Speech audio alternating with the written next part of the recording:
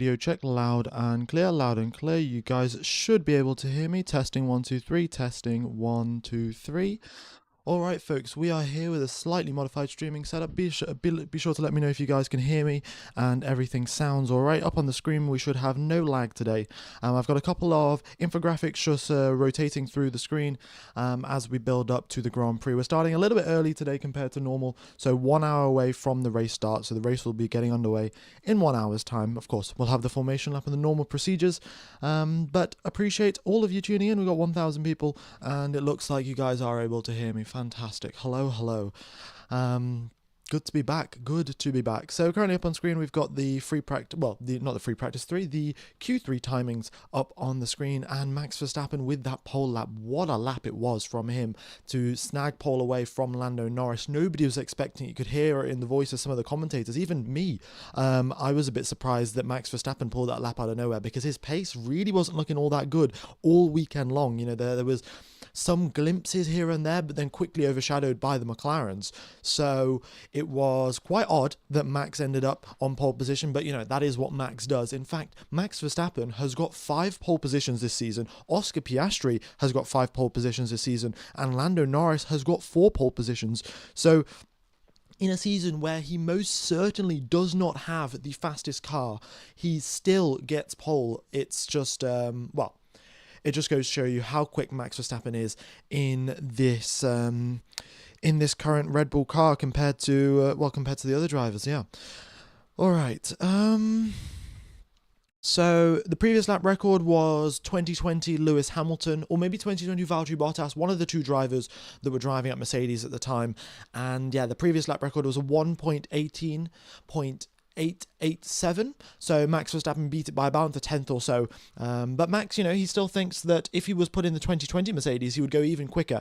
He thinks the reason that he went quicker this time round was not only because the 2025 cars have improved, but also because of the track being resurfaced and the curbs being slightly different. I think the curbs were slightly bigger in 2020, so the drivers had to be a lot less aggressive and losing lap time. So the smaller, shallower curbs allow Max to push that little bit harder and get that little bit extra lap time. But anyway, those are all minor details. Regardless, a very, very good lap from him. Another thing to point out, Charles Leclerc starting in 4th position. Where did he start last year when he won the race in Monza? He also started in 4th position. So really good luck there for Charles Leclerc. You know, I would love to see a Ferrari win here again because, well, it is in front of the Tifosi. It's the best race that you could ever win as a Ferrari driver. So let's see if that can happen. You know, so a lot of things will have to go in his favor really, because as you can see up on the screen there, the expected pit stop strategies all look to be 1-stops. Now that is assuming no safety car. Here in Monza, chance of a safety car reasonably high actually, but the predicted strategies are all assuming that there are no safety cars. However, it's quite likely that we will actually get a safety car this race, and that's going to mix everything up. And also these strategies are assuming a slightly lower track temperature than what we're going to see. So if the track temperature does skyrocket during the race for whatever reason, you know, the sun peeks out from behind all the clouds and we get super hot temperatures, then that is going to also lead to more tire wear and more pit stops. So that is that's good.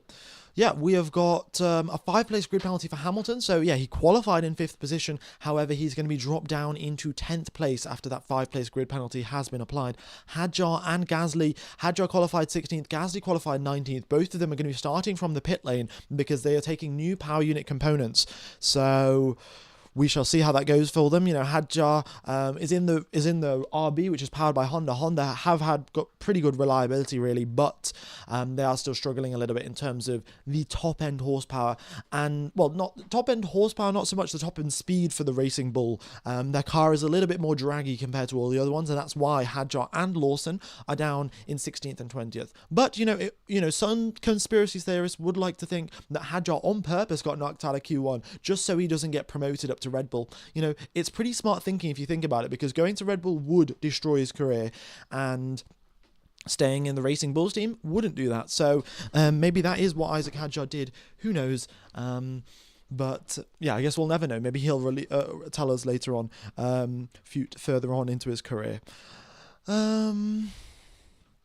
Yeah. And Gasly, of course, is running the Alpine power unit, which is slightly down on horsepower, but taking new power unit components means that the teams can run them at higher engine modes without risking a failure. So that's probably what the Alpine team are going to do. They are probably going to turn up the engine mode a little bit more in the hopes that Gasly will be able to make up places. As you can see there in the race pace simulation, the Alpines are the slowest team. They're out a second off the pace of the McLarens. So yeah, hopefully with that new power unit, a little bit more top speed down the straights, that can be reduced from 1 second to maybe 8/10 of a second or something along those lines. Is Racing Bulls now better than Red Bull? Well, it's sort of high downforce circuits. They look really, really strong. But then once you get to lower downforce tracks, the dragginess of the Racing Bull is a lot more compared to the dragginess of the Red Bull itself. So that's the sort of sticking point, and that's the problem that that they'll have. So yeah, we shall see how it goes. I've got Surfshark VPN. What shall I watch it on? To watch Formula One via Surfshark VPN this weekend, it is going to be a Swiss VPN server, and then you go onto Google, you search SRF and then Formula One, and then you just find your way around the website, and you can watch, the footage that way. So yeah, go ahead and check it out, folks. Should be good. Okie dokes. So let's get rid of that. And we'll be getting the data coming through for the qualifying, for the race session very, very momentarily. In fact, I think it's just loaded up on screen, so let's have a look. No, it's loading in the next 30 seconds.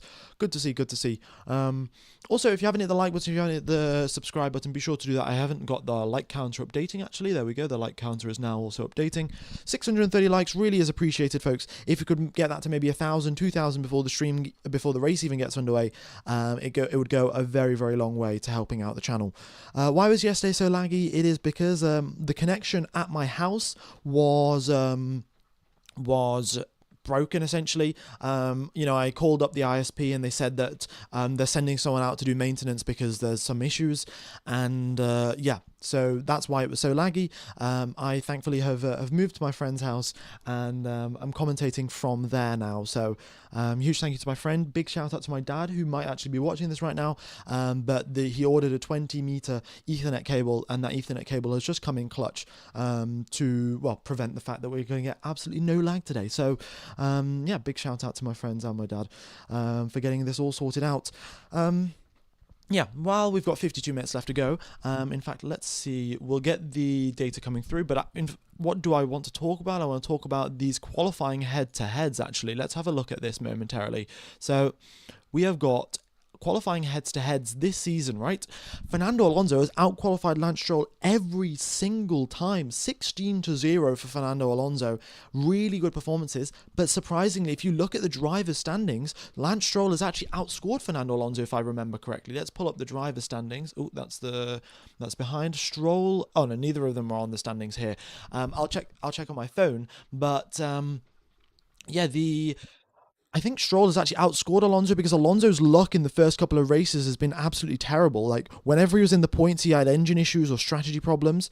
So let's have a look. Drivers' Championship here. We have got Lance Stroll, 32 points, Fernando Alonso, 30. Only a difference of 2 now, but Alonso did not score points for the first 8 races of the season. So Alonso scored 30 points in the previous 8 races. Lance Stroll has scored 32 points in the previous 16 races. So, that is quite the interesting stat, really, to be sort of expected. Fernando Alonso, great driver, of course.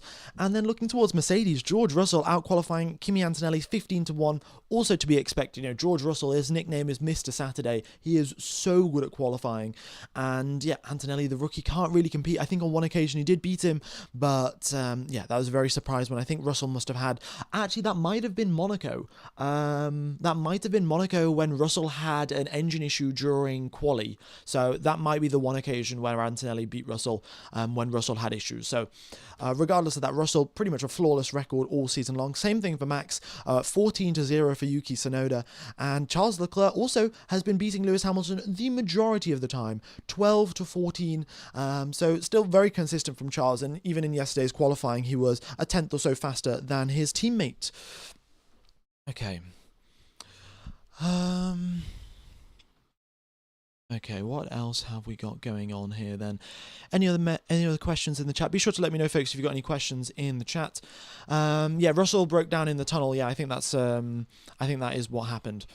All right, we have got then Isaac Hadjar as well, 11-3 for Liam Lawson. So Hadjar, his qualifying performances have been outstanding. Yeah, really, really good job from him. Bortoletto has really been the big surprise here. His qualifying performances have been outstanding, really being outshadowed by the fact that, you know, his performances are sort of hidden in the limelight, hidden from the limelight, because Kick Sauber are really nowhere to be seen. They had their moment in the sun in Silverstone when Hulkenberg got the podium, but apart from that, Bortoletto has been consistently beating Hulkenberg and in fact made it through into Q3. Hulkenberg in fact reached the highest top speed that we saw at Monza all weekend long yesterday in quali. I think it was 357 kilometers per hour for Nico Hulkenberg down the straights, so quickest speed that we've seen down the straights this season. But of course the record I think is held by either Valtteri Bottas in Mexico or maybe Valtteri Bottas in Baku. I cannot remember exactly where. Then we go towards McLaren, 9-7 to Oscar Piastri. Piastri with 5 poles and Lando Norris with 4 pole positions. So, you know, it's pretty close between the two. And on this occasion, Piastri got beaten out by his teammate by about a tenth of a second. But, you know, he may have a bit of an upper hand because he's going to get a slipstream down the start-finish straight from Max Verstappen, who, you know, is known to not mess up race starts, whereas Lando Norris is known to mess up race starts. And Charles Leclerc's going to be right behind him. And we'll see how that goes for Leclerc. Maybe he'll tuck right into Lando Norris's slipstream, overtake him into turn 1. Maybe we'll see Leclerc have to, you know, back out of it because he thinks he's going to crash into the back of Norris. Either way, it'll be quite interesting to see. All right, and the other thing that we have also got is Williams, 8-8. Albon has outqualified Sainz 8 times, Sainz has outqualified Albon 8 times. Very even between the two in terms of qualifying performance. So the raw pace between those two drivers is very, very close. However, in race performances, we have got 64 points for Alex Albon and only 16 points, I think, for Carlos Sainz. So a very, very big difference between the two drivers. And I guess we'll see how that works out for them. I think Sainz has been very, very unlucky in a lot of races, so that is obviously contributing into that. But Sainz's race pace also hasn't been there on the same level of Alex Albon. And yeah, same thing for Ocon and Behrman. Behrman also doing a pretty good job there with quali, and 8-8 against his experienced teammate Esteban Ocon. And yeah, then looking towards Alpine, we've of course got Pierre Gasly beating Franco Colapinto. He also beat Jack Doohan. Not really a surprise there. But yeah, Colapinto's got a lot to improve, and he's also got to score some points as well. Yeah, okie dokes then. So things are looking good. We'll have the pit lane opening very, very shortly, folks. We've just got the live timing coming up onto screen here, so let's get that onto race mode. Fantastic. Race mode for the live timing, and we are also getting the subscriber number updating. Fantastic. So yeah, the pit lane will open soon enough, and we'll get the drivers coming out onto the track. Why can I watch the race for free? Of course, keeping the commentary on. Well, the best way to watch it, it's not totally for free, but it is a lot cheaper. It is using Surfshark VPN. There's a link in the description. You get Surfshark VPN, which is $2 a month, and then you join a Swiss VPN server, search SRF Formula 1 on Google, and then you can watch it. So that's how you do it. $2 a month, a lot cheaper than ESPN. So it might be worth it depending on your situation. Okay, Alright, hello OG Ninja, hello MGC, nice to see you folks are back. What about NordVPN? Any VPN does work, it's just I'm sponsored by Surfshark VPN, so you know, it helps the channel if you guys use Surfshark, but yeah, feel free to use NordVPN, you know, whatever works. Okie doke, so 45 minutes now away from the start of the race. We have got all 20 drivers currently in the pits. Hadjar and Gasly, as you can see, they have been demoted down to 19th and 20th because they are starting from the pit lane. As you can see at the top right there, it says they're taking new power unit components, and that's why they're starting from the pits. Lawson is going to be the last driver on the grid itself, so only 18 drivers on the grid, 2 drivers in the pit lane. And let's continue on now. Let's talk a little bit about the strategy options here in Monza. So we have got Strategy number 1, start the race on a set of medium tyres, go to between lap number 22 and 28 and then go on to the hards. That is the most sort of basic strategy, but the downside to that is that you'll start the race on the mediums, whereas you could have some competitors starting the race on the softs, and that will go a long way to get you a little bit more distance off the line, a little bit quicker off the line, and then you'll be able to send an overtake down the inside. So that's the sort of strategy to maybe pick in the soft tyres. Pirelli don't recommend starting with the softs because, of course, when you start with the soft tyres, you also have 100 kilograms worth of fuel in your car at that moment in time. So that contributes a lot to the tyre wear. So towards the end of the race, you could probably get, 12, 14, 15 laps out of softs because the car is a lot lighter. But at the start of the race, that's probably sub 10 laps that you can get out of the soft. So it's a risk versus reward. You got to hope for a safety car if you start the race on the softs, but we'll see what the drivers do and we shall see what happens. How long does a pit stop stay? That is also up on the screen. I think it'll take 24 and a half seconds for a pit stop there. Apologies if it's a little small and you're watching on your phone. I'll do my best to make the font a little bit bigger next time, but yes, 24.3 seconds for a pit stop. Under green flag conditions, 15 seconds only under a safety car, a virtual safety car. So this is one of the biggest differences actually all season long between the green flag pit stop and the safety car pit stop. And the reason for that is because the speed down the start-finish straight is enormous. And when they get slowed down to safety car speed, that's a much bigger difference compared to, say, at the straight up Monaco, where the drivers are going relatively slowly down the straight up Monaco compared to the straight up Monza. So that's why we see this 9.5 second gap, nearly 10 seconds difference between pitting under the safety car and green flag. And that's why it's so important to maybe have your strategy incorporate a sort of safeguard measure for if the safety car does come out, I can quickly switch over to this strategy and not lose too much time. We've got a 50% chance of a safety car, 38% chance of a VSC, at least looking at previous races, and then, of course, a 13% chance of a red flag, which happened, I think, in 2020. Yeah, 2020, Charles Leclerc put it into the barriers and caused a red flag.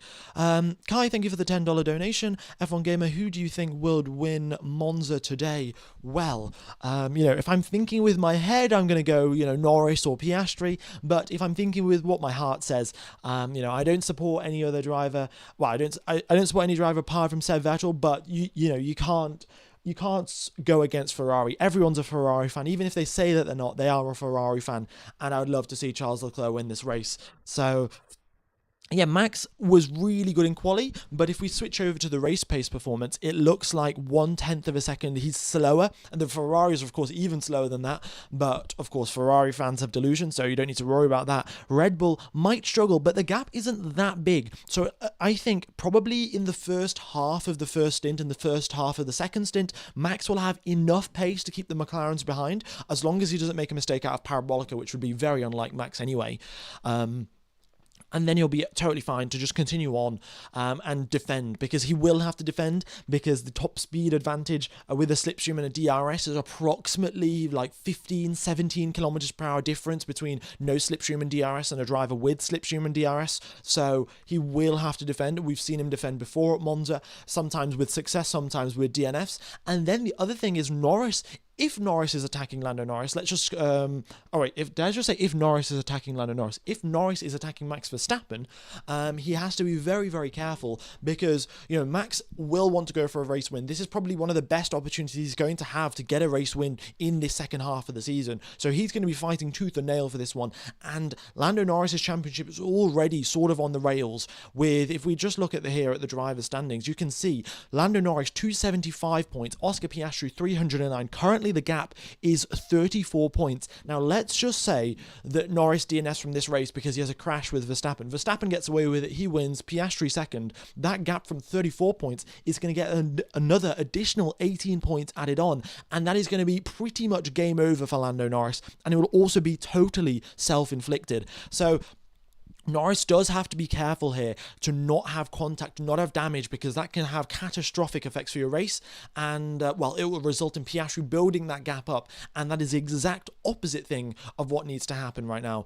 Also, folks, here we go. Track temperature at 44.4 degrees, so it is hotter than expected. The Pirelli strategy was assuming, I think, 37, 38, or 39, so something along that's what Pirelli was expecting. We're now up at 45 degrees Celsius, so we could also see two two-stop race because the tyre wear is going to be a lot higher. Yeah, it's quite interesting, isn't it? Okay, brilliant, brilliant. No, 0% chance of rain, folks. Yes, unfortunately, there is no chance of thunderstorms or anything like that in Monza. The forecast all weekend long has just been dry, dry, dry, and no rain in sight. Okay, but yes, continuing on with the sort of strategy options of what the drivers do have to do. Let's have a look here. What was I going for? I was going with, yes, the strategy options. The other thing, of course, you can start the race on the softs, go on to the hards, and then have a really long second stint, which could work out in your favour if there are safety cars and stuff like that, and you could maybe get a free pit stop towards the end. But the softs really do help you off the line. You've got around about a 350-metre run from the starting grid in towards turn number 1, where you can slipstream, where you can overtake, and those soft tyres are going to be super critical. You gain probably, I think it's 7.5 meters or so that's 2 car lengths because you start on the soft tires. So that's the advantage. We'll see which drivers take the risk, which drivers don't, but who knows. All right. Did they already finish the formation lap? No, folks. The formation lap will happen in 40 minutes time. As you can see there, the race start is in 40 minutes. So currently what the drivers are doing, they're doing their install laps. They're just checking, is everything working as expected? They drove the cars around yesterday, but they've sat around now for 24 hours. So they're just going to check everything works, drive around the circuit, maybe get a little bit of knowledge. Has anything changed overnight? Are there some curbs that have been moved or damaged? And then they're going to line themselves up on the starting grid where they'll wait for the race to begin. Yeah, we've got the Saubers out there up at front, and Liam Lawson. Of course, Liam Lawson will be starting right from the back of the pack in 18th. Hadjar will be going out, testing out his new power unit components, making sure that everything is working up to scratch. The team will be looking at oil pressures, hydraulic pressures, all of that stuff. And then also the same thing will be happening for Pierre Gasly as he makes his way through Curva Grande right now. F2 race was chaotic. Indeed, it was. There was a huge crash, I think, in the F2 race at the second chicane. And, we've had it before. In fact, I've got a video up on my channel of the biggest crashes that have ever happened at the Monza circuit. And, yeah, 2020 Monza in the Formula 1 Grand Prix, on the opening lap, there were, I think, 4 or 5 cars DNF'd that race because of just a huge incident. One driver misjudged their braking point and then took out everyone like a bowling ball. So yeah, the drivers, of course, do have to be careful and wary of that. And, maybe we'll have someone go bowling. Maybe it'll be George Russell. Maybe not. F1 Gamer, the SRF website, doesn't have English commentary, so is your live stream synced with them so we can watch and listen? Yes, it will be synced. What you can do, if it isn't synced up, you just pause SRF and you wait for me to catch up, and then you unpause it. Or you do it the other way around. You pause me, you just figure it out, basically, by pausing one or the other, and that's how everyone does it who watches the stream. Yeah, we got 4,000 people watching, which is fantastic. Be sure to hit the like button, folks. It goes a long way to helping out the channel. And also be sure to hit the reminder button. Wait, the reminder button? There's no reminder button. Be sure to subscribe. Hopefully we can hit 197k today. That is the target. And that will put us on track for hitting 200k at Baku, which is the exact same circuit the channel hits 100k at, which would be, a nice way to continue sort of the trajectory of the channel. So really big thank you to everyone that has subscribed. And big thank you to as well everyone that listened into the qualifying stream. That was a bit of a mess, but really is appreciated that everyone stuck through it. Okay. Let's see then. So I shall take you through an onboard lap of the circuit as well, actually. So let's get rid of this and let's find the onboard lap. Here we go then. Replay. Okay. Let's hope it's not too noisy. Okay, you can still hear my voice. Let me know if you can still hear my voice over the sort of background noise of the game, and I'll just make this a little bit bigger. Okay, so you make your way through Parabolica here. You want to be running all the way on the left-hand side. This line that I've taken is not ideal. You want to go all the way over to the left, half wheel off the track, half wheel on the track. That gains you the most possible lap time, the most possible top speed down the straight. As you come down the straight, really, not much to worry about. Talk to your engineer, change some settings on your steering wheel, shift your brake balance forward, because that does gain you a lot of time under braking.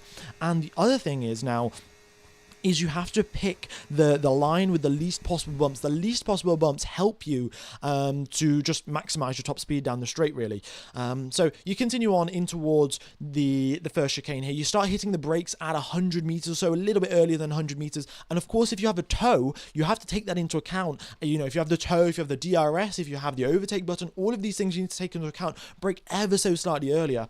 The other thing you need to do here is also you can ramp up the engine braking. If you're going for a dive bomb here, this is your top tips here. You know, if you ever happen to become a Formula One driver or go racing, if you have the ability to turn up engine braking, going into a very going into a very big braking zone. Nico Rosberg actually leaked this sort of on his podcast like a couple of years ago. But when you're going into big braking zones like this, you shift your brake balance forward and then also ramp up the engine braking right at the end of the corner. And that prevents you from locking up and actually allows you to brake a lot later. And that's what Daniel Ricciardo does for his dive bombs. Nobody sort of really knew it. Ricciardo sort of agreed to it. He never really fully disclosed, you know, what settings he uses. But Ricciardo, you know, was very similar and would change these engine braking modes to maximize performance into these hairpins and chicanes and stuff like that. All right, so you make your way through the first and second chicane, hit those curbs. They're quite high, actually, so you don't want to be driving over them too much. But then now what you want to do is straighten your car up as early as you possibly can, so then you can get your foot flat to the floor. Now, when you're managing your tires in the race here, what you have to do is short shift earlier in the sort of RPM range to reduce your wheel spin, and that just keeps your tire temperature under check. Yeah. And then, of course, continuing on to the second chicane here, you've got to be very careful. You do not want to be touching the grass at any point under your braking zone. I think we had Paul Aaron, who's a Formula 2 rookie, driving in free practice 1. He did exactly that. Touched the grass as he hit the brakes into second chicane, spun around, did a 360, and lost heaps of lap time on that flying lap. So, yeah, don't do that because you'll just look like a moron and there'll be 1,000 memes made about you. So, yeah, that's what you do into the second chicane. This chicane, you can take a lot more curbs. They're a lot flatter than they used to be, so you can just drive all over them here. They'll gain you a lot of lap time.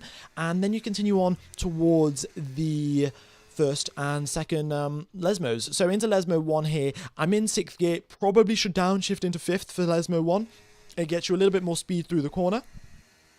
And then you continue on in towards Lesmo 2. Here, you really can't miss the apex because the banking, the camber of the corner is very specific to the actual apex itself. If you're drifting a little wide, maybe, you know, half a meter wide, then you're going to totally miss that camber and you're going to overshoot the corner, go off into the gravel, maybe find yourself beached like Kimi Antonelli did in free practice 2, I think it is. So, yeah, you don't want to be doing that. You have to hit that apex because that camber is the thing that gets you around the corner. If you don't, well, then you find yourself in a gravel trap. Then you continue on down the DRS straight here. You're not really making many moves into Ascari unless you're a quick car against a backmarker or something like that. Then you can maybe get an overtake into Ascari. Otherwise, this DRS zone is sort of just to get close to your rival so you can set up an overtake into the first chicane. Into Ascari, you brake for the first left-hander, then you're flat actually for the second and third. As long as your car is stable enough, your rear tires aren't overheating, you can go flat through the second and third part of Ascari. And then you continue on to the famous Parabolica. You know, you got your Ferrari fans to the left and to the right of you. They're all cheering you on if you are driving that Scarlet Ferrari. And tap the brakes at the 50 meter mark down to 5th gear and then just run it out wide as much as you possibly can. And that is a lap of Monza, ladies and gentlemen. So, yeah, thank you everyone for listening to that lap. I think that was one of my best sort of lap overviews, details. I don't know exactly what to call it, but yeah, there we go. All right. 30 minutes now away from starting the Grand Prix. We've got 5,000 people to listen to the live stream. That is brilliant to see. And here we go then.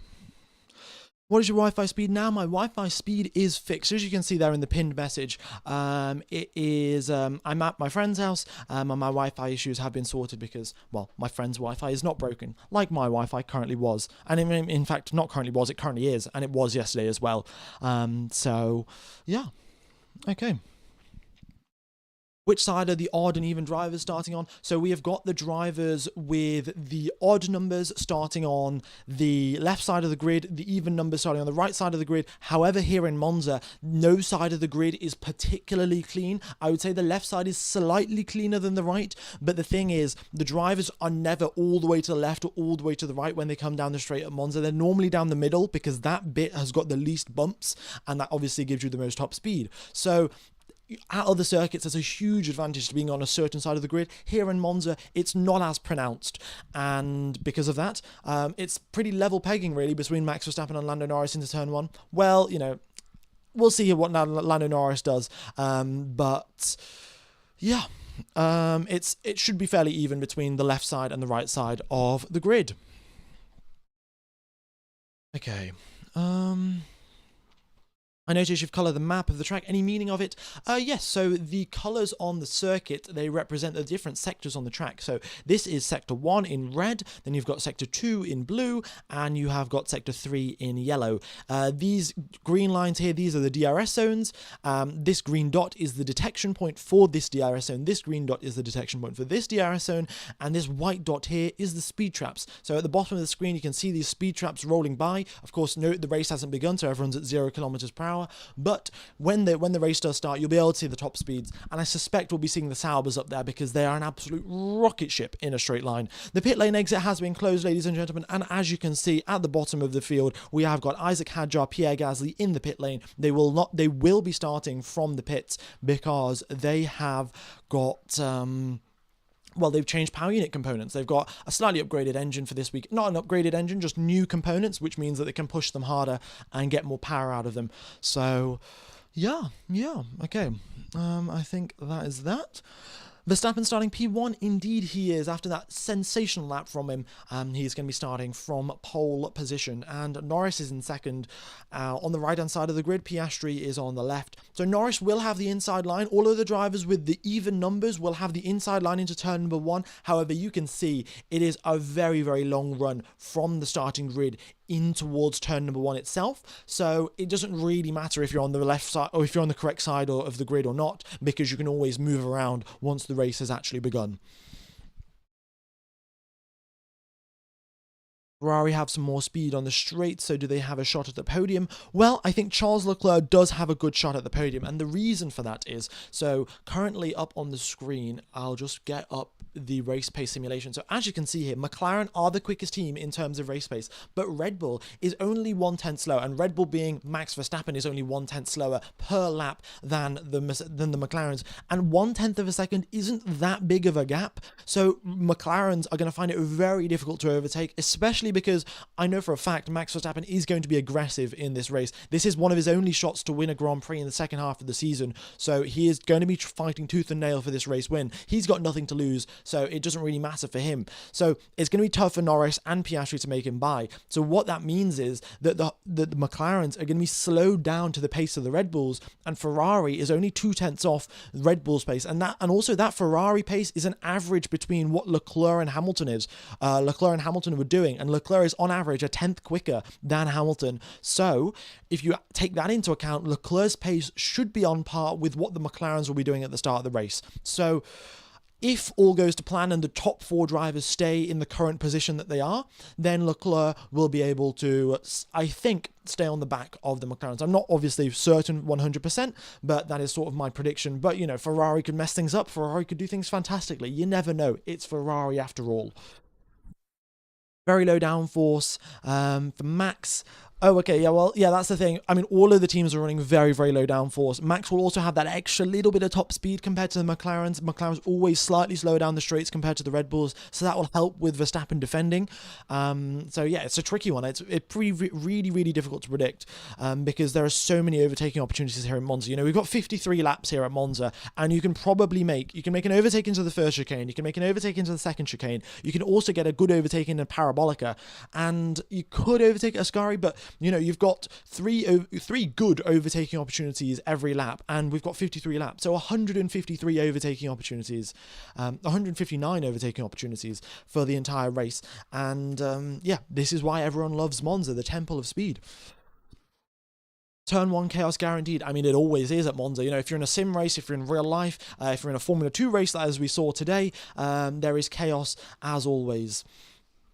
Ferrari will probably go 2 stops. Maybe they will. You know, last year they used the 1-stop strategy, and that's what got them the race win. So maybe they'll go with that. Maybe they'll do the opposite of what everyone else is doing, because that is their only shot. But Leclerc could get a good start, you know, because the other thing is Leclerc could, let's say Norris messes up the race start. You know, I'm not biased against Norris, but he has a statistical probability to actually mess up the race start. And let's say Leclerc gets past Norris, then he's going to be fighting against Verstappen and Piastri into turn 1. And let's say he gets 3rd place, just ahead of Norris. Norris drops down to 4th. Then he's already on the podium, and he's going to be in a McLaren sandwich, but Piastri will be pulling him along. And if Piastri's pulling him along, it's going to be very difficult for Norris to overtake. So it's going to be very tricky. We're going to have quite a few DRS trains as well, so you'll probably hear me doing DRS train choo-choo a few times because, well, that's just how it is. These are the pit stop times, so the drivers lose 25 seconds or so by pitting under green flag conditions, 15 seconds lost under safety car conditions, and the strategies are here. So these are the expected strategies by Pirelli, but keep in mind, folks, that was with a lower track temperature. Currently, track temperature is 46 degrees Celsius, the hottest that we have the Pirelli were not expecting it to be this hot. That means that their tyre predictions are going to be slightly off, and we may see a 2-stopper. It's very close to pull off a 1-stop here in Monza, especially with the resurfaced track. It causes a lot more tyre wear than the teams expect. So with this resurfacing taking place, with the higher track temperatures, we probably will see at least one driver do a 2-stop strategy. Apparently, we've also got a 10% chance of rain, which is always good news. But I think 10% is still pretty slim, and we're being pretty optimistic here, hoping for rain. It's been dry all weekend long, and the clouds have gone away, actually, so the sun can bake the circuit and get it hotter and hotter and hotter. Okay, also the wind has picked up a little bit. It's blowing from the southern direction, and it is 8.6 kilometers per hour. So let me just put the compass up on screen there. So it's blowing from the south. So down the start-finish straight, the drivers are going to have a tailwind, so even more top speed down the start-finish straight for the drivers because of the wind direction. But that changes quite often around here in Monza, and they'll have to be wary of that when they are doing their driving. And their engineers, of course, will be coaching them over the radio as usual. Yeah, I think that is just about it. We are now 23 minutes away from the start of the race. Folks, if you've got any questions, any predictions, drop them in the chat. I will do my best to answer them. Let's see. Why are Hadjar and Gasly in the pit lane? It is because they've got new power unit components. So they're going to have a bit more top speed, a bit more engine power, and that's why they're starting from the pits. What else have we got going here? Do you think we'll see a lot of softs today? Well, if the safety car comes out at the right time, we will see pretty much every driver come out on a set of soft tyres. But apart from that, it's a bit of a risky strategy because the track temperatures are so high. You know, let's say it was 38 degrees Celsius, 37 degrees Celsius, the soft tyres would be much, much more justified to actually use at the start of the race or maybe towards the end. But with the warm track temperatures, we know for a fact that these tyres are going to get cooked. And there's no sort of doubt about that. So it's a little bit tricky to sort of recommend using the soft tyres. Okay. What else have we got going? How long is the pit lane time? It's 25 seconds, so let's just put that up on the screen. Yeah, there we go, 24 and 0.3 or something like that. And yeah. Okay, where'd you get the data from the screen? It's from Multiviewer, but you have to get an F1 subscription, and you can use the link in the description to get the F1 subscription, but yeah, it's quite pricey, actually. F1 Gamer, you can live stream the race. Well, I can't show the footage, unfortunately, folks. I can't show the footage because that'd get me copyrighted, but I can show you all of the data, and I could probably present to you the best commentary in the world, if I'm being totally honest. No, I mean, I'm sure some of the professional commentators are better than me. But, you know, I think this is best commentary that you could probably get for free. Best commentary on YouTube, I would say, for certain. Okay, when does it start? As you can see there on the right-hand side of the screen, 21 minutes time, folks. 21 minutes, we'll have the formation lap as usual, and then once the formation lap is done, we'll get underway for the Grand Prix. Right, Yeah, that is about it. Folks, if you haven't hit the like button, be sure to do so. We've got 6,000 people watching the live stream.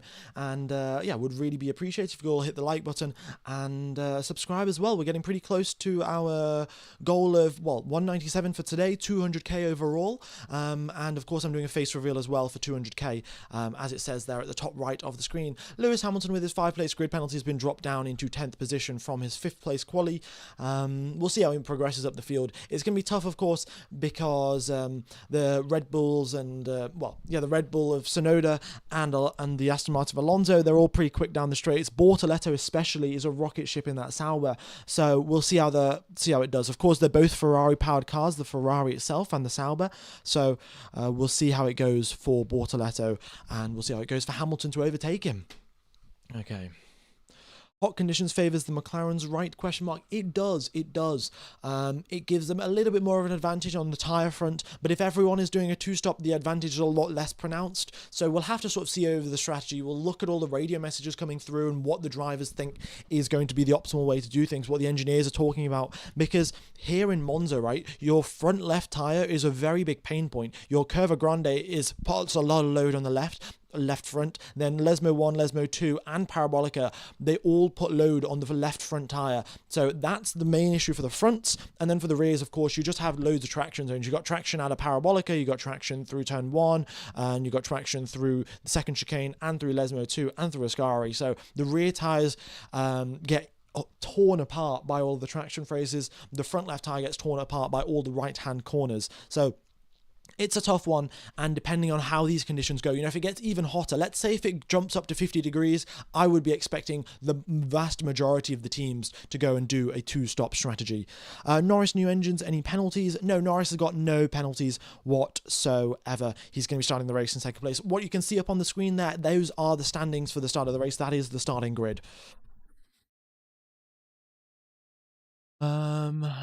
F1 Game, I remember subbing when you had 10k subs. You've done so well, mate. Having 6.2k watching is amazing. Thank you very much, man. Thank you very much, Lizard Man. Really is appreciated.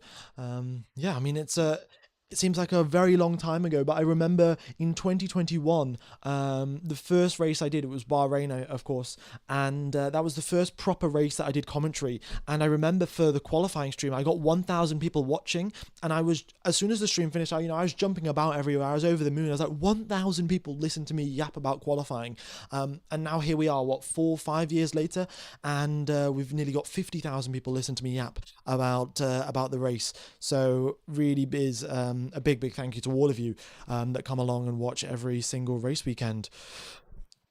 Okay, will Max defend or will he do flying laps? What's your opinion? Well, of course, his aim for lap number 1 is to break that DRS. If it doesn't go to plan, then he'll be forced to defend against Lando Norris. But if he can't break if he can break DRS, then I think what he will do is build a 3-second gap to Norris, or at least try to build a 3-second gap, and then from there he will start doing his tyre management and defensive work like that.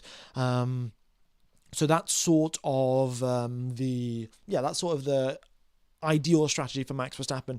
But of course, here in Monza turn 1, nothing can be predicted. We could probably have Kimi Antonelli locking up, sending it down the inside, and we have 3 cars taken out on lap 1 turn 1. Who knows what will happen? And well, that's the beauty of Monza. That's the beauty of a race start. We've got thousands of engineers working, and these 20 drivers have put their entire life and dedication into being the fastest drivers in the world. And in a matter of 20-30 seconds, the outcome of the race gets very close to decided. It's pretty exhilarating feeling, really. Okay, tire strategy, let's put that up on the screen, folks. I should actually just have it alternating, shouldn't I? Just continue on through the cycles and not just have me press the button to continue on. Okay. Prepared to witness a random Stroll masterclass. Well, Stroll's starting in 16th position. He's got a lot of ground to make up. The Williams as well. I would have expected Williams to be quite good in the sort of, high-speed circuit like Monza, because they were bad at Hungary and they were bad at Zandvoort, and that was sort of to be expected because they're not so good at the high downforce tracks. But coming to Monza, I was expecting, the Williams should be doing better, but no, their pace is not where they sort of wanted it to be, and we'll see how it goes there. I mean, looking at the constructors here, you can see 80 points for the Williams team, 62 for Aston Martin, 60 for Racing Bulls, and 51 for Sauber. So really, we've got Bortoletto going there in the top 10 for the Sauber team. We've got Fernando Alonso for the Astons trying to get as many points as he can. And then everyone else who's sort of out the points, really. Lawson and Hadjar are going to have a very tough time making their way up the pack in cars that have in cars that are down on top speed. The Racing Bulls are down on top speed compared to everyone else. Same thing for the Alpines. They're going to really struggle. And it looks like, this weekend itself is not going to be so good for RB. Maybe Sauber are going to gain some points. Maybe Williams are going to get, maybe Aston are going to gain some points. But after all, we've got 53 laps of racing around here in Monza, 305 kilometers to go. Anything can happen. Who knows?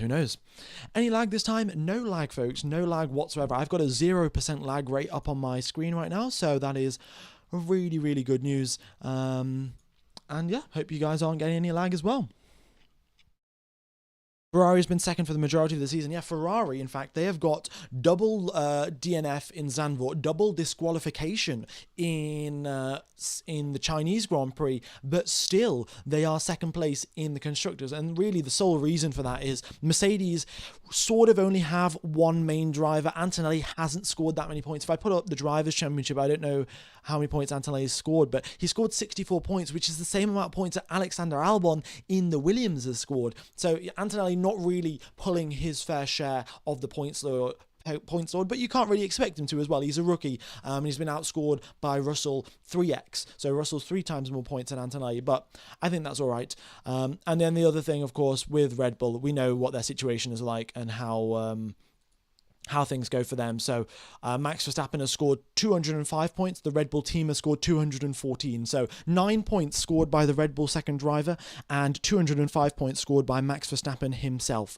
So yeah, Red Bull have also got pretty much just one driver to their name, and that is the reason why Ferrari, even though they've had double disqualifications, double DNFs, they're still second place in the constructors. It's just because everyone else is sort of shooting themselves in the foot, or, in Mercedes' way, they're building themselves up for the future. Antonelli is sort of the future of Mercedes, and what they're hoping for is Antonelli will learn from George Russell, and, maybe Russell will move teams because he gets better opportunities elsewhere, and Mercedes will still have a competent young driver to propel the team forward.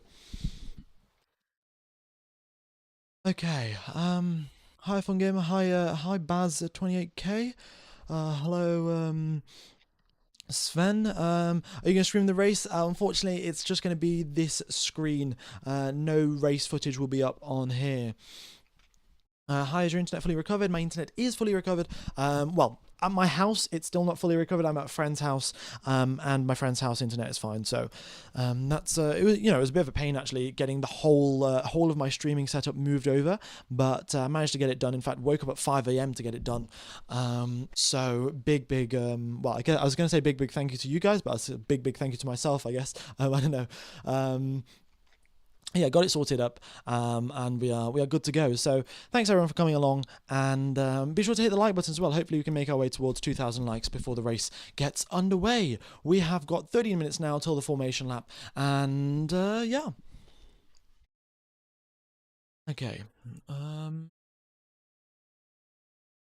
Yeah, let's put up the tyre strategies. Here we can see Williams, their race pace actually isn't too shabby. They're quite far down the field, but if we look at their race pace specifically, they're actually 5th fastest. So maybe Williams went for a slightly more race-oriented setup, and they'll be a little bit better on their tyres, which could be critical here. With 45 degrees track temperature, their tyres, if they wear out a little bit less, they might be able to pull off a one-stop. They might be able to gain a lot of lap time. So,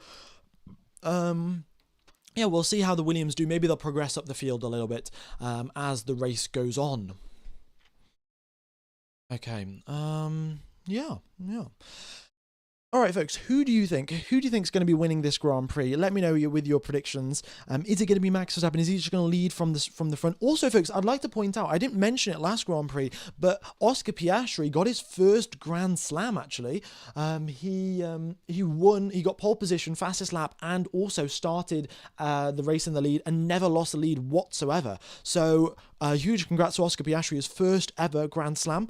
And he's also got 9 race wins to his name. That's on par with Mark Webber. The next driver that he's going, if he gets 10 race wins, that's going to be on par with Valtteri Bottas. You know, Valtteri Bottas is really highly looked upon in the Formula One world, and Oscar Piastri is going to be matching the number of race wins. So, Grand Slam is a driver that gets pole position, fastest lap, and also leads every single lap of the race. They never lose the lead of the race. And because Piastri did an overcut, pitted right towards the end of the stint and the pit stop window, he got a Grand Slam at the Zandvoort Grand Prix. I think Seb Vettel has 4. I think Hamilton has 5, maybe. And I can't remember who's got the most in Formula 1 history, but Schumacher's got quite a few as well. So it puts him up there with the greats. And I think Leclerc's also got one as well. All right.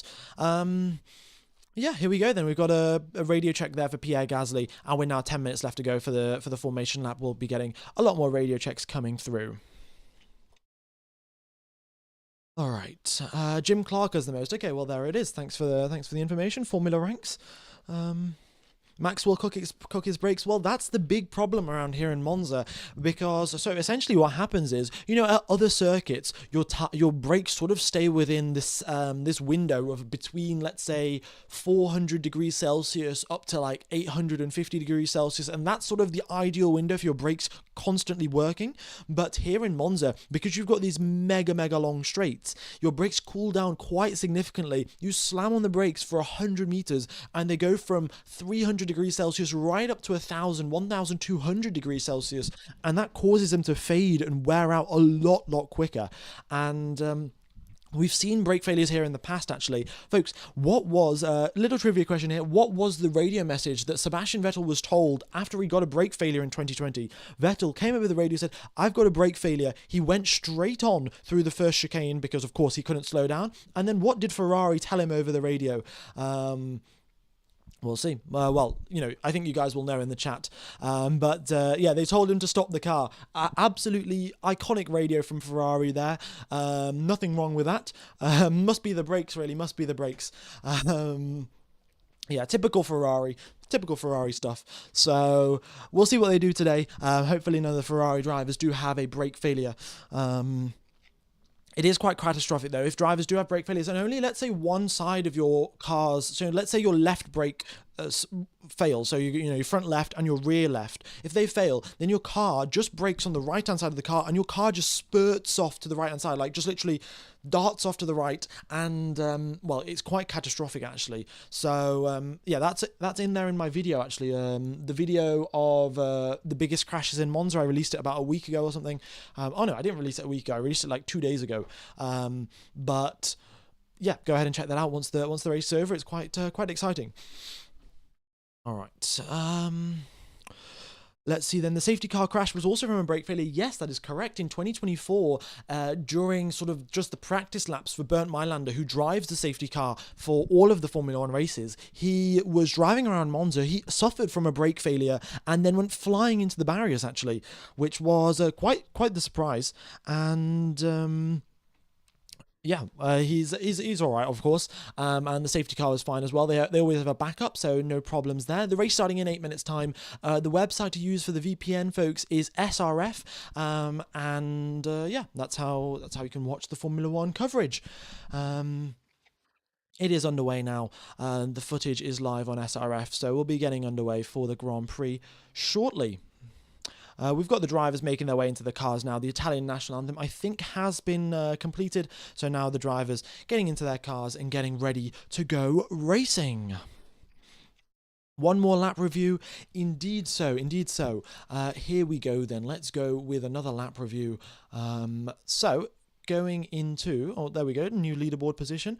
But the main thing really here for your lap in the Monza Grand Prix circuit is you're gonna get a very nice run into Parabolica, super smooth on the brakes. Slow is smooth and smooth is fast. It's a little bit counterintuitive, but that's how Oscar Piastri is so fast in the world of Formula One. The steering inputs are extraordinarily smooth for drivers that are flying around at 200 miles per hour. You go in towards turn number 1 and you want to be super duper late on the brakes. As I said earlier, you want to shift the engine braking setting up right at the end of the corner, so right at the final phase of braking. It allows you to get that dive bomb done. And maybe that's what Max did. Max actually was asked in a press conference after quali, was like, what trick did you use to get pole position? And I was like, I can't tell you that, because Verstappen knows something. Maybe it's from his friend Daniel Ricciardo, who's very good at dive bombs. Maybe it's from someone else. But Nico Rosberg was talking about it once he'd retired and everything. Turning up the engine braking as you go into a chicane or a hairpin really helps your braking performance. So, maybe if you watch the onboard, you see Max Verstappen changing some settings on his steering wheel. You continue on through the first chicane here, just early onto the power, and also in a straight line as well. So that is sort of the strategy and what you should be aiming to do in towards on all of the traction zones really on this circuit. Into the second chicane, all over the curbs you go, and it's actually quite a nice reference point, these curbs here. Let's just rewind just a sec here. So you go in this, you start the curb starts on the right hand side, and that is when you start to turn the steering wheel, so you can hit that first apex. Then you hit the second apex, all over the apex actually, gains you a lot of lap time. And in fact, Leclerc took a little bit too much curb. You can take too much curb, but most drivers are reasonably precise with it when they're not 100% at the limit. And yeah, we're getting the radio checks coming through. That is good to see. And we're coming through now towards Ascari. And yeah, quite a tricky corner here on your tyres as well, especially when your rears are overheating, because your rear tyres are very likely to spin out here. We saw Sainz spin out in 23, maybe? Yeah, in 2023, Sainz spun out going through Ascari in the Ferrari. Oh, that rhymes, doesn't it? Ascari in the Ferrari, but yeah, regardless, it's quite tricky when your rears are overheating, so the drivers will have to be careful if that does occur. And then you make your way, of course, towards Parabolica once again, where you just carry as much speed as you can. You don't have to hit the apex. Carrying speed is much, much more important. And that is that. Okay, so that's a lap of Monza, and let's move that over to the right-hand side. Okie dokes, we have got 12,000 viewers. That is fantastic, folks. Hope you guys are all enjoying the coverage. We're going to be getting live in 5 minutes' time for the start of the race. Here we go. Ooh, tyre information has just popped through here. So medium tyres for everyone in the top 13, all on medium tyres. We've got Albon, Ocon, Stroll on hards, Colapinto again on mediums, Lawson taking a gamble, starting the race on the softs. He's going to be right at the back of the pack. He's going to have slipstream from 17 cars ahead of him. And then we'll have Hadjar and Gasly starting from the pits on the hard tyres.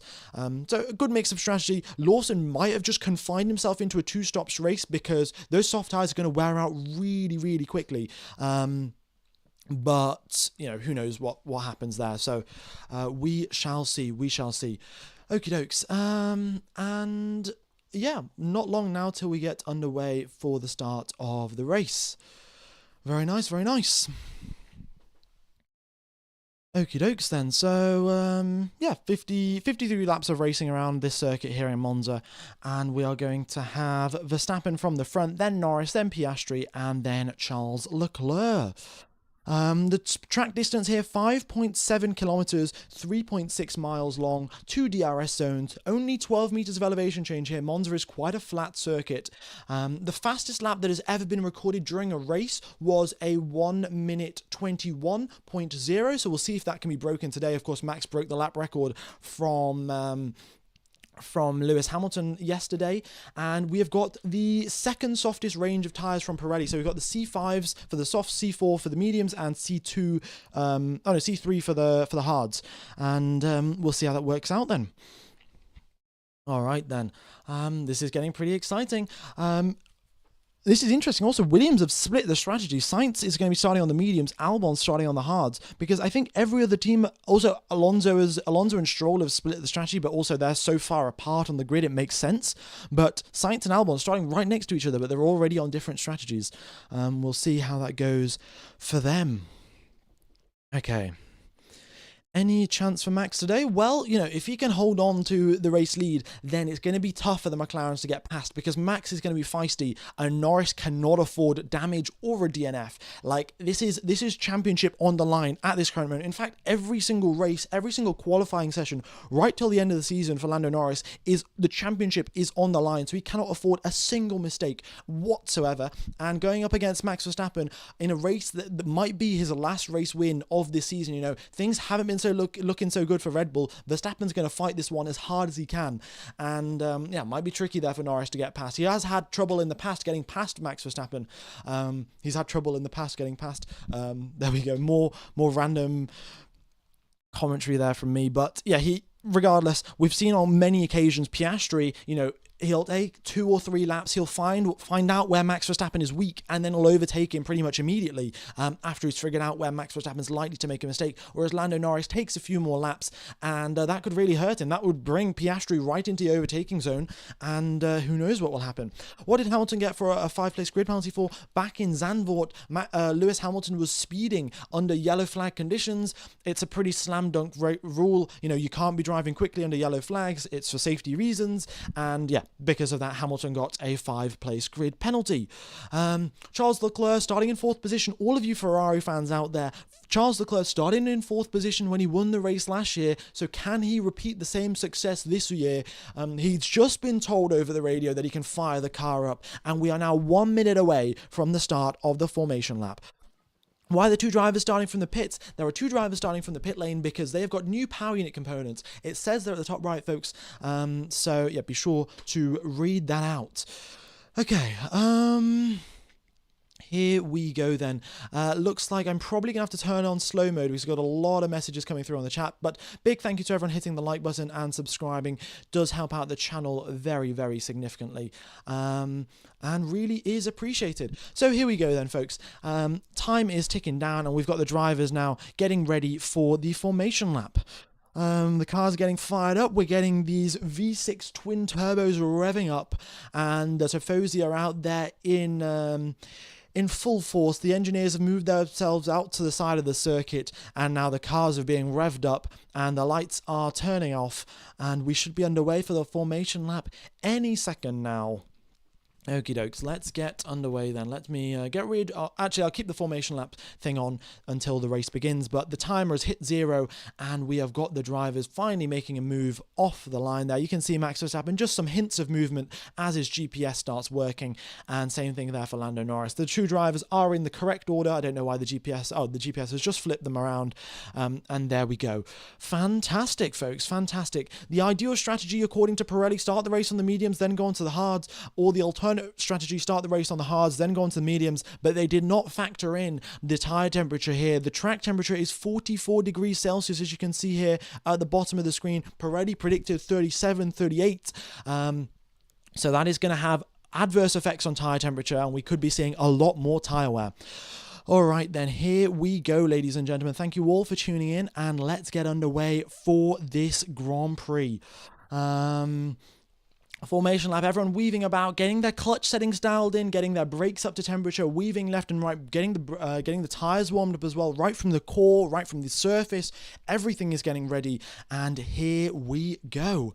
The championship lead is 34 points in the favor of Oscar Piastri. He's going to be starting behind Lando Norris, but Oscar Piastri is going to be on the left-hand side of the grid, which is ever so slightly better than the right-hand side of the grid, which Lando Norris is starting on. So we'll see what happens there. Hadjar making his way through Curva Grande and Pierre Gasly. Those 2 drivers at the back there, they're going to be starting from the pit lane. They've got new power unit components. But here we go then. What's it going to be? Max is starting from the front, weaving left and right. Is he going to position his car over to cut off Lando Norris as quickly as he possibly can? Is there area for Norris to drive off the circuit? Who knows what will happen?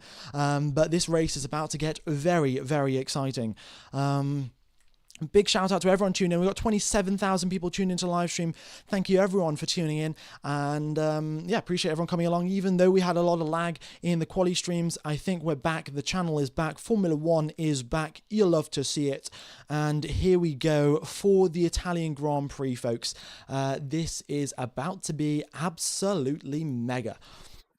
All right, Max Verstappen lines himself up then on pole position. We have got Hulkenberg has just been told over the radio box to retire the car.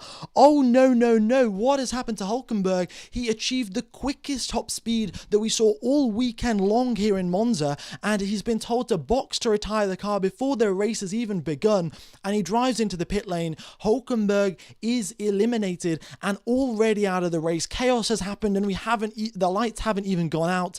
This is Monza for you folks. All right, here we go then. It should not affect the race start. He's pulled into the pits. Everyone's going to line up in according to normal fashion. Very, very unfortunate. It looks like they can't even fix the car. That's it. Game over, folks, for Nico Hulkenberg. Very, very unfortunate. And now we've just got Bortoletto scoring points for the Kick Sauber team.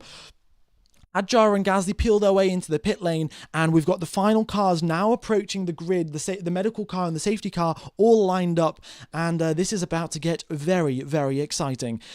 Okay then, folks, what's it going to be? Going into turn number 1, we've got 30,000 people watching the live stream. Thanks everyone for tuning in. Be sure to hit the like button. Be sure to subscribe. You can see their last car is approaching the grid. The green flag is being waved at the back of the circuit. We have got 1, 2, 3, 4, 5 lights, and it is lights out, and away we go in towards turn number 1. Max Verstappen gets a good start. He's side by side with Lando Norris. It's a drag race into turn number 1. Norris over the grass. Oh my goodness me, that's going to compromise his braking performance. And Verstappen cuts turn number 2. What has happened here? Verstappen cuts the corner. Is he going to get a penalty for that? Norris currently in second position, and Charles Leclerc's up into third. Piastri loses the place. Oh my goodness me. What is going on? And now in towards the second chicane, Verstappen holds the lead off Lando Norris, and Charles Leclerc is all over the back of him. Norris compromises his entry in towards Lesmo 2. Charles Leclerc is now defending against Piastri. Piastri round the outside at Lesmo 2. What a move. Simply sensational there from Oscar Piastri. Really, really good move. What commitment that he had. And Charles Leclerc barely had to give up that position. Norris is not happy about the fact that he got pushed over onto the grass, and then Verstappen also cut the corner, and we'll see how that plays out. Looks like the data's a little bit out of sync. I'll just update that in a second for you there, folks. Here we go. Apply. There we go. All right, it's all synced up now. Fantastic. Apologies for the little sync there. All right, everything's now synced up, and brilliant. We have got, Verstappen's been told to give back the position. Is he going to give back the position? He was told to do the same in Spain against George Russell. He just crashed directly into George Russell. Does he give back the position to Norris? He does into turn number 1. Norris with the DRS and the slipstream. Piastri looks to the inside. Can he get ahead of Max Verstappen? Verstappen closes the door. There is absolutely no chance. Folks, the data is lagging because the FIA itself is lagging. The stream's not lagging here. The FIA data is lagging. Too many people are watching the Monza Grand Prix, and that is why we're having lag. It is not YouTube. It's not my Wi-Fi. The FIA systems itself are lagging. All of the streams are lagging. Very, very unfortunate, but it will sort itself out in the next couple of laps. Okay. The FIA, honestly, bit of a mess really from them. I really do apologise, but what can I say? Norris is in the lead of this race. I'm going to continue on with the race commentary, just listen to what's going on, and I'll do my best to portray what's happening. But Norris in the lead, Verstappen second, Leclerc is third, and Verstappen is within the magic 1 second window. Leclerc is also within the magic 1 second window of Max Verstappen. Verstappen loses a place, and Charles Leclerc has gained a place. He stays up in third position. They're battling away, Leclerc and Piastri's complaining over the radio. In towards Parabolica they go, and we have got Leclerc is defending tooth and nail for this one. Does he get DRS against Max Verstappen? That is the key thing. It looks like he does. It looks like he does, and actually he doesn't. He doesn't get DRS, and he's going in towards turn number 1. Does he defend against Oscar Piastri? Super duper late on the brakes. Fantastic drive there from Leclerc, and another great defensive maneuver. The McLaren is so much quicker, but Leclerc is doing everything right. He's on the podium in the Scuderia Ferrari at their home circuit. Yeah, it must be the FIA, folks. I really do apologise for the lag. I think it's sort of got a little bit better, but as I say that, it might even glitch out. But yes, currently, in fact, there I go. I've said it and it's glitched out, but it's a problem with the FIA here. They'll sort themselves out soon enough. I don't know why they don't predict loads of people are going to watch the Monza Grand Prix, because it is the Monza Grand Prix. Everyone watches it. It's the temple of speed. But anyway, Leclerc doing fantastic defensive work. And as you can see, look at the gaps there. They're all within 1 second. Big old DRS train. And Verstappen now, he's going to do his absolute best to force a mistake out of Norris. Norris in the middle sector is trying as hard as he possibly can. But there is nothing going his way so far. All right. Yeah, Leclerc still defending this one. Piastri is so much quicker coming through Parabolica, and we are now starting lap number 4 on my footage, and we're now starting lap number 3 on the FIA footage. You can clearly see it is so out of date. Or maybe the lap count is just out of date. But regardless, we've got Verstappen up in the lead, and Verstappen's just got ahead of Norris, actually. So this data is 1 lap old. The FIA, fix yourself out. Regardless, Verstappen has just got ahead of Lando Norris. Fastest lap of the race to boot as well. Incredible driving there from Max. Folks, you're just going to have to deal with this for a second. I'm going to do a full refresh of the data. The screen is going to go black for approximately 10 seconds. Once it's gone black for 10 seconds, we should be back with the most up-to-date footage. So just bear with me. 10 seconds, the screen is going to go black, and then we should be back with the most up-to-date, accurate data. So bear with me. All right, but Verstappen in the lead of this race, and Piastri is complaining again. He needs to give me back the position. He needs to give it back, but we'll see what they say. We'll see what Ferrari say over the radio. Do they tell Leclerc to give the position back? Do they not? And no, for whatever reason, the data is still out of date. It is still saying lap number 3. We're clearly on lap number 4, but regardless, we shall continue on, and you'll see here out of Parabolica, Verstappen gets an incredible run and gets ahead of Lando Norris. Oh, it's frozen. It might sync up.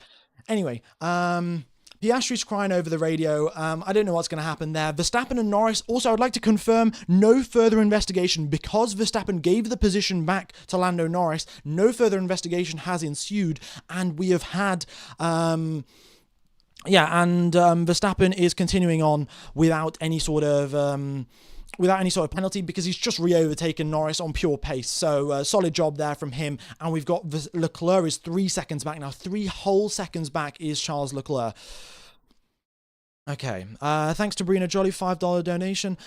Just commentate on what's going on. Data second. Okay, I will do. I'll just type in the chat as well, so everyone knows. FIA.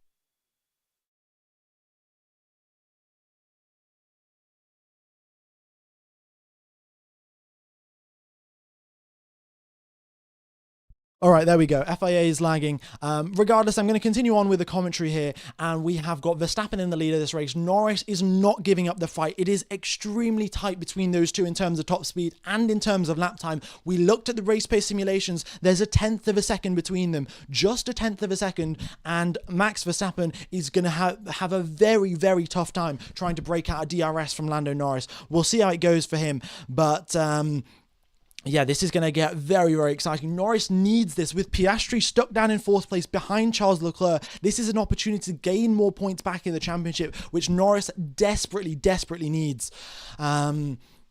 We'll see how it works out. The track temperature up at 45 degrees Celsius. It is extremely tricky there. And Piastri does make the move, folks. Piastri does make the move in towards turn number 1, gets ahead of Charles Leclerc, and now his job is to chase down Lando Norris. He did it every single time in the Zandvoort Grand Prix within the space of 1 lap, within the space of 4 kilometers at the Zandvoort circuit. He always broke DRS. Will he be able to repeat the same thing here in Monza, or will he struggle even more? Yeah, I really don't know what's going on with the data here today, folks. The FIA is a joke, really. I think we could all type that in the chat. But the McLarens are going to battle, folks. Piastri is now going to get ahead of Leclerc. Well, he already is ahead of Leclerc. On the screen, it'll update just soon enough. But Leclerc is now dropping off the back. He's going to struggle to keep up with the McLaren. The McLaren is a rocket ship through the corners. Through the straights, it's no slouch either. And then we've got George Russell is on the scene. Russell, now because Piastri and Leclerc are squabbling, Russell has arrived at the scene. We've got a 3-way fight for 3rd position. This is absolutely incredible. Simply sensational here. And up in the lead of this race, we have still got Max Verstappen. He has broken that gap. In fact, Verstappen has done it. 1.9 seconds is the gap between himself and Norris, and it's a huge lead that Verstappen's broken out at this circuit of Monza, where it's so hard to get out of DRS, as you can see on the map itself.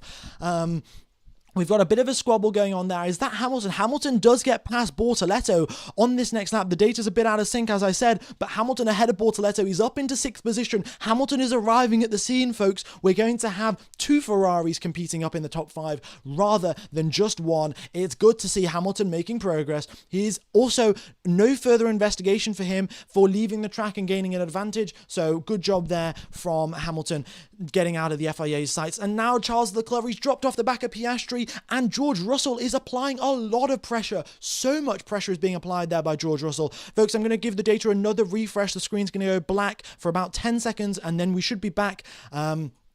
We'll see if this fixes it. I really don't know. But maybe with about what we've had now 7 laps of racing, within 10 minutes, maybe the FIA have sorted themselves out, or we've got things a little bit more working a little bit better, but who knows. Okay. Here we go then. In the lead of the race, there's not much to talk about. Verstappen has pulled out a 2-second gap. Then it is Piastri, who is 4 seconds back there from Lando Norris. 4 seconds is the gap, so he's got a lot of time to close up to his teammates. We'll see if he can do it. He'll obviously have no DRS to help him out, but Piastri was slower in qualifying as well. Does he have the race pace to compete? Currently, the gap resides at 3.8, 3.7 seconds. Up on the screen, it's 3.5, so that means 1 lap ago. He's actually dropped back. He's dropped back a couple of tenths. Not ideal there from Oscar Piastri. Okay, here we go then, folks. Data is still 1 lap old. Yeah, it's I don't know what's going on. The FIA is having a really big mess. I've sorted out my Wi-Fi, so there's no more lag for the Wi-Fi, but the FIA itself is having a bit of a nightmare. Big F in the chat, really, for the FIA. FIA for effed it up. Yeah, not ideal whatsoever for the FIA there. But we'll deal with what we can do. We've got 31,000 people here on the grid, 31,000 people watching the stream here, and we've got a replay here. Isaac Hadjar gets ahead of one of the Alpines. Nice job there from Hadjar. Oh, actually, no, he doesn't. He goes to the escape road, and that's what you're meant to do. You're meant to drive through the escape road to avoid a penalty into turn number 1, and we'll see how it goes. George Russell, though, he is right on Charles Leclerc's tail here. He is, he's gaining and gaining. Leclerc doesn't have any DRS by the looks of it, so Leclerc is, going to be a sitting duck as they come down in towards turn number 1. We shall see what happens there. In fact, they've just cut away from it, so... Oh well. Up in the front, though, we can see Leclerc still holding on to Piastri's DRS. That is the one saving grace. If he drops out of it, though, that could spell huge issues for Oscar Piastri, for Charles Leclerc, and really compromise his race, because he hasn't really got the race pace to compete with everyone, and that's just gonna cause big problems, isn't it? Okay, up at the front, though, Verstappen is pretty much doing laps that are 3/10 slower than his personal best, and Norris is doing 3/10 slower than his personal best, except that Verstappen's personal best is 4/10 faster than Norris. So Norris really not competing whatsoever here against Max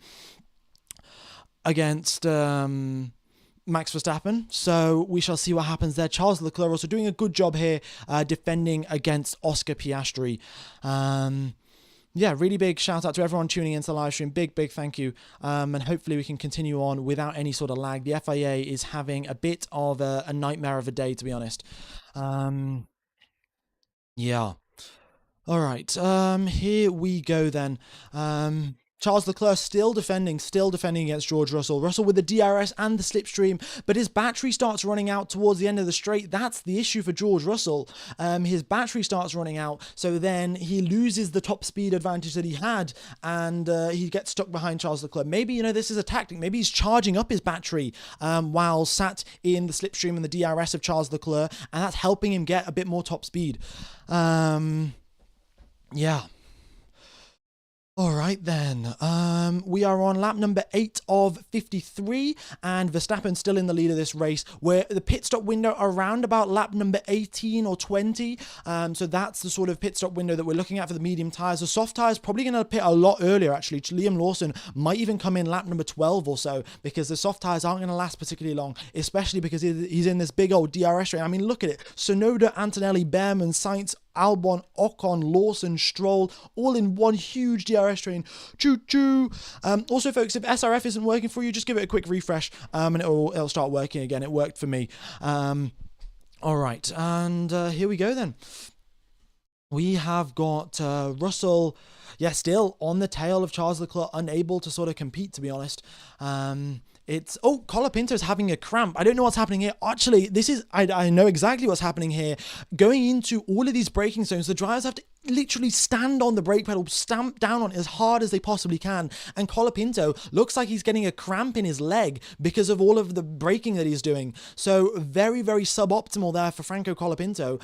And we'll just see how it goes for him. But he might actually have to end up retiring if he genuinely can't press the brake pedal. I would have expected him to have a bit more fitness, but cramps are also things that everyone's gets. Just not enough stretching, I guess. Must be the stretching. That's the problem there for Franco Colapinto. These drivers hit 5-6G of braking into every single braking zone. It takes a really big toll on their physical performance. Leclerc, by the looks of it, as you can see there on the screen, he has dropped out of DRS of Piastri, and now George Russell is really gaining, and there's nothing else that Charles Leclerc can do.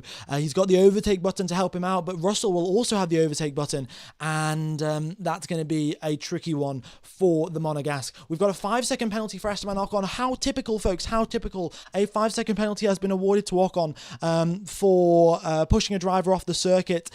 Not ideal whatsoever for Ocon, but it is what it is. We'll see how he does. Is the data still lagging? No, the data is fine, but it's just 2 laps out of date, which is the problem.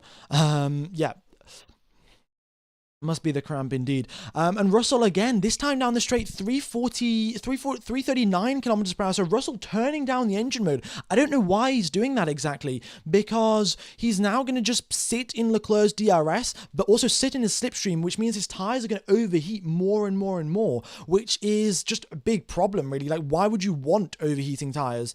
And Russell is, willingly taking this overheating, which seems strange. Maybe his idea is, I'm going to sit in the slipstream and the dirty air and everything, charge up my battery to 100%, then get past Leclerc and try to attack Piastri. That could be a strategy that works for him, but it's very odd. You never really see a driver purposely slit in a slipstream. Ocon got given a 5-second penalty for forcing Stroll off the circuit at turn 2, and Ocon's just like, it's, I think he's just saying it's a joke because the circuit gets narrower there, and the team's just like, well, there's nothing you can do, so time to get on with it. Okay, alrighty then, up at the front, the gap 3.8 seconds in real life. In 2 laps time, when the data finally catches up and gets in sync, the gap gets extended by 0.8 of a second. So Verstappen still pulling out a gap to Lando Norris, and Verstappen not giving this one up easily. But Norris, he knows that he has to stay ahead of Piastri, but ideally he wants to get ahead of Verstappen as well, so then he can build out that points gap and close up the points gap. Sorry, not build it out. Verstappen, however, is Verstappen is going to go for this race when Piastri purple in the middle sector. Wait, Piastri didn't have a slipstream, didn't have a tow, absolutely nothing, but he's still purple in the middle sector. Looks like Piastri is starting to attack, and Lando Norris is going to start to feel the squeeze. Verstappen might close up. Verstappen actually isn't going to close up. Verstappen's going to pull away off into the distance as well. Purple in the final sector for him, and a fastest lap of the race to Mr. Max Verstappen.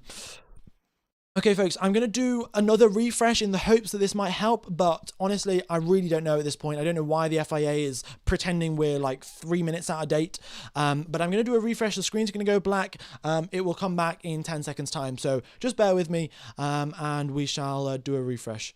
I'll remove the VPN. Oh yeah, I forgot about that. Apologies there, folks.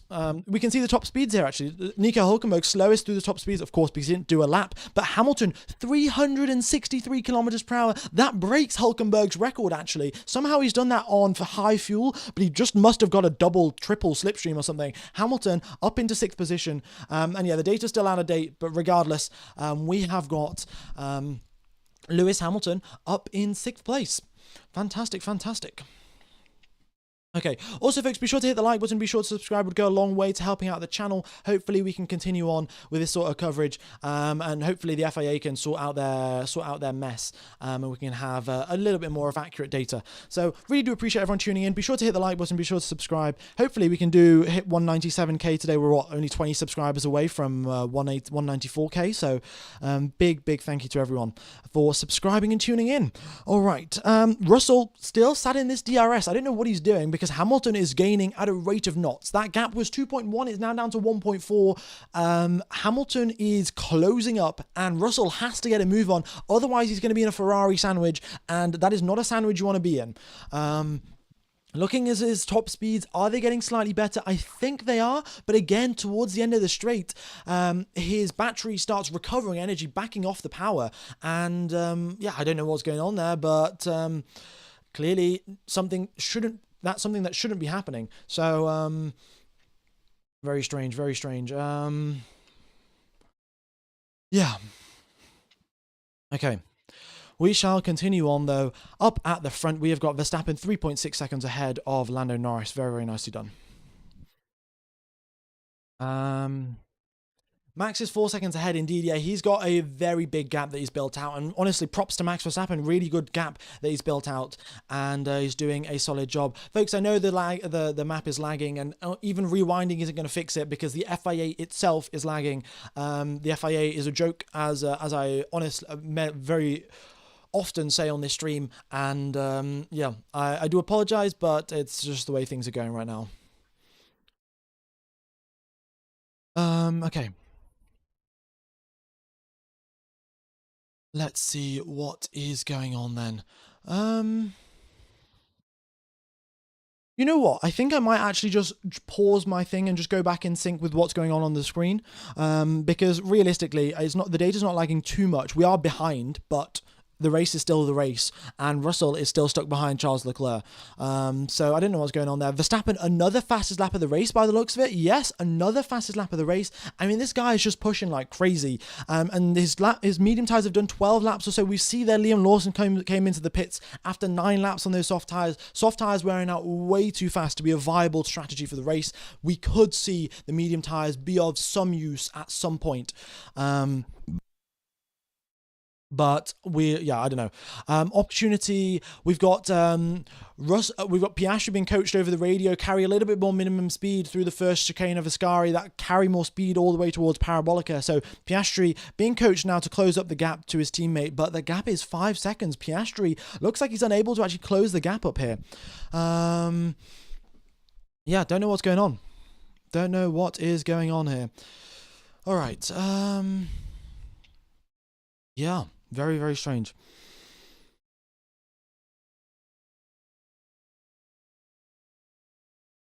Anyway, we have got Verstappen up at the front, Norris in second position, who is 3.7 seconds back, and he's got a lot of lap time to gain now.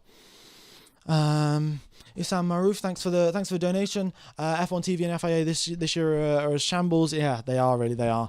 Do apologize. Do apologize for the issues, folks. Okay.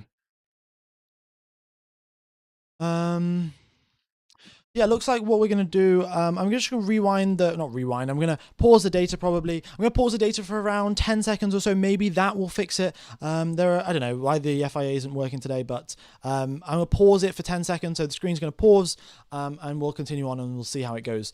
But for whatever reason, this timer keeps ticking down. So very strange anyway. Can you refresh? It's lap 16 now. Yeah, I mean, I've refreshed before, and it's still 2 laps behind for whatever reason. Yeah, Verstappen is up there in first position, though. Very, very nicely done. keep updating on Leclerc and Piastri. Russell actually has dropped back, and Piastri. So Leclerc is 3 seconds off the back of Piastri, and Russell is 1.3 seconds off the back of him. So really, really, well, just not ideal, really, isn't it? So that gap that is currently 0.6 on the screen, Russell actually drops back. Looks like his tires have overheated too much, and he might actually fall into the grips of his former teammate Lewis Hamilton, because Hamilton is no slouch this weekend and is gaining at a pretty quick rate. So we'll see how it works out there. All right, Max has floor edge upgrades. Interesting. Well, I mean, it's very, very minor stuff, and it's specific to Monza to add a little bit more top speed. Yeah. Okay. Here we go then. Oh, looks like it's all fine now. Right then, so we have got Verstappen coming out of the final corner, 4.2 seconds ahead of Lando Norris, and Piastri there is in third position, not too shabby from him as well. Yeah, don't know what's going on, but looks all right for so far. Nearly a 5-second gap. Yeah, Max is really pulling this one out, and he might actually win this race if there are no safety cars or anything like that. So let's just wait and see how it goes. Norris is fading fast. Yeah, I mean, I don't know where his pace has gone, because the McLarens are theoretically quicker in race pace. Maybe they're protecting their tyres. They think Verstappen's going to fall off a cliff, because, well, track temperatures are quite high here, so that could be a problem. And Verstappen could start to suffer later on, and we know the McLarens are quite good on their tyres, so maybe they're playing to their strengths. We had a lock-up here from Carlos Sainz. He's also didn't follow the race director's instructions, but also he didn't lose or gain any lap time, so I think it's fair enough that he just rejoined. I don't know what the race director's going to do, though. So, yeah.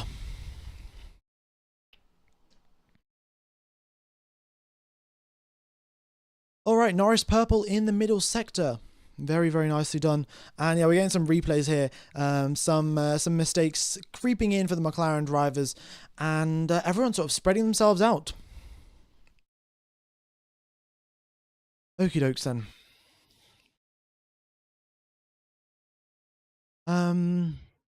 We shall continue on. Folks, I've seen some of the messages. Maybe some of the other streams are a little bit more up to date, but there's currently nothing I can do. You've seen me refresh it about 5 times, and it's not working. So we're going to continue on. We're going to continue on with this coverage, and I'll look to get it sorted for the next Grand Prix in Baku in 2 weeks' time. I do apologize again for the issues, but, you know, we're a couple minutes behind. Still sort of live footage. Should be okay to go with. Piastri is catching Lando. Well, is he though? On that previous lap, 0.3 of a second slower. Norris and Verstappen now setting identical sort of lap time, so they're not too far off. And in fact, Norris's best lap time is only a few milliseconds off the fastest lap that we've seen so far. So Norris is keeping that gap reasonably stable. He's not going to try and pull it out too far. Well, he's not going to be able to pull it out too far as Max. So we shall see how it goes. Okay, yeah, let's continue on then. So we have got Alonso is there. He's on the back of Bortoletto, actually. Oh, we've got the Red Bull drivers running out onto the circuit, except that I'm looking at the footage that is a couple of laps up ahead. So Tsunoda's going to be coming into the pit soon, spoilers, but his medium tyres aren't coping so well after being... well, actually, Tsunoda's been leading the DRS train. Tsunoda's been 1.5 seconds off the back of Alonso, and he's been the cause of this huge DRS train, and still somehow he's coming into the pits first. So very strange there, actually, from Yuki Tsunoda. And in fact, folks, what I'm going to do, I'm just going to sync up my footage with what's going on the screen, so then I'm not giving you any spoilers or anything like that. I'll just see what's going on lap 20. And, you know, I'll give it one more refresh. Maybe that will help. But very, very odd today. Very, very odd indeed. The screen's going to freeze for around 5 seconds or so. 5 seconds, it's going to go black, and then we're going to have the footage back. Maybe it'll be up to date. Maybe it'll be lap 20. No, it's still lap 17. Oh well, we shall continue on. Track temperature 44 degrees. Max Verstappen still holds the fastest lap of the race. In fact, he improves on it on this lap, so very nicely done there from Max. I think actually if I press R, it will do its best to sync up the footage. R and S, no, nothing. Nothing's working to sync the footage up, so it is what it is. Okay, Verstappen is in the lead of this race with a 4.5 second gap to Lando Norris. And Norris isn't really closing it up. Piastri isn't really closing that gap up. Charles Leclerc's 4/10 off the pace, 5/10 off the pace, and Russell also unable to get the overtake done. Now he was sat in Leclerc's DRS for so long. His tires have now gone off, and he's unable to extract the pace that he wants to. Alonso is pushing Bortoleto all the way to the limit there. He's pushing so hard, and Bortoleto just unable to. Bortoleto's able to actually keep him behind, so we'll see how that goes for him. But yeah. All right. Hamilton's pressing K1. Maybe Hamilton will press K1, catch up to George Russell, because currently the gap 2.3 seconds between himself and his former teammate, and we'll see if he can close that up with a few seconds left to go. Okay. Actually, folks, there are some more settings that I can mess with. Give me a second here. I'm going to see if this helps. Let me refresh it now.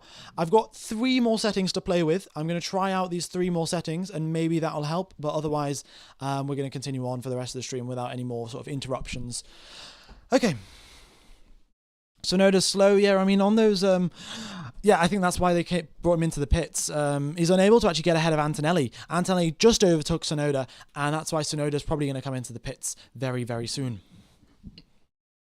What does a green/yellow sector mean? Yellow means slower than your personal best, and green means quicker than your personal best, and purple means fastest of all of them. Verstappen, another fastest lap to his name. Verstappen just racking up all of these fastest laps. We should have a fastest lap counter, actually. Counts how many fastest laps that we're going to have. And Verstappen definitely top of those times because, he's just pushing like crazy, isn't he? Okay.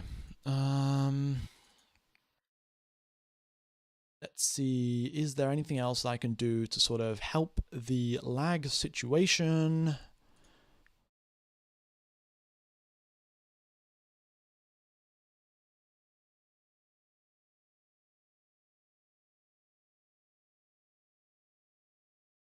Oh, maybe this will help. I'm not sure.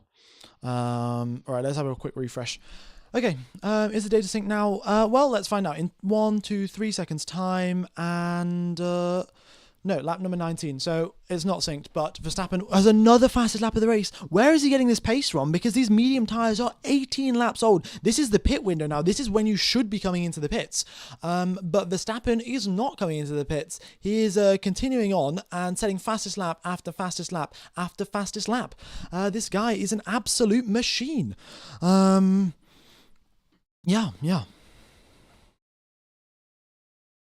All right, we've got Behrman coming into the pits now on after doing 18 laps on those medium tires. This is what I'm saying. Pirelli said 18 laps or so is the most that you can do on it. Well, Pirelli said you can do 22 on medium tires, but with such high track temperature, obviously a lot of drivers have gone into sort of tire conservation mode to deal with these problems. And yeah, all right. Oh, a little bit more glitching out there.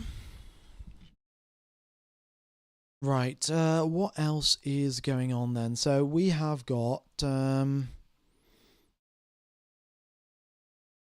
we've got Alonso up in 8th position here, still stuck behind Bortoleto actually. Loads of issues there for Bortoleto. Well, not issues for Bortoleto, issues for Alonso, because he's just unable to get past him. Now Antonelli's closing that gap up, and we'll see how it works out for Antonelli. Yeah.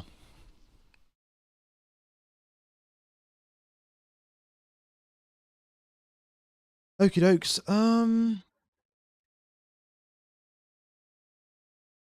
I think Red Bull improved their car, but yeah, Max has figured out some sort of tricks. I don't know exactly what it is, but Max is Max has just been pushing on at a rate that has really not been seen before in the past couple of races. His pace is just incredible, and I don't know where he is getting all of this speed from. Suddenly just appeared in Q3. The final lap of Q3, the pace has appeared, and he's been able to continue on with this pace. You know, say it's Suzuka. Suzuka's a circuit where it's very difficult to overtake. So even if you don't have the pace, you can still hold on to the race lead, and that's what he did in Suzuka. Great pole lap, managed to hold on to the race lead. Here, what's happening with him? I have no idea. He's got amazing pace in Q3, and then somehow he's also holding that pace up. I don't know what Red Bull have done. They've brought a minor tweak to the floor, but that was Monza specific. They in fact said it was Monza specific. So maybe he's managing his tires. Maybe it's Honda power. Who knows? Okay. Is the interval based on the gaps of the race leader? No, the interval is between the gap from the driver ahead of you, and the gap itself is the distance all the way to the race leader. So the drivers lose 25 seconds or so coming into the pits. So now is actually prime time for Verstappen to come into the pit lane. He'll have a bunch of clean air because it takes 25 seconds or so to come into the pits and change tyres. So if he comes into the pits now, he'll come out ahead of Bortoletto and with about 5 seconds worth of clean air up to Lewis Hamilton. Okay. Yeah, looking good there for Max Verstappen. And we've got Lando Norris as well.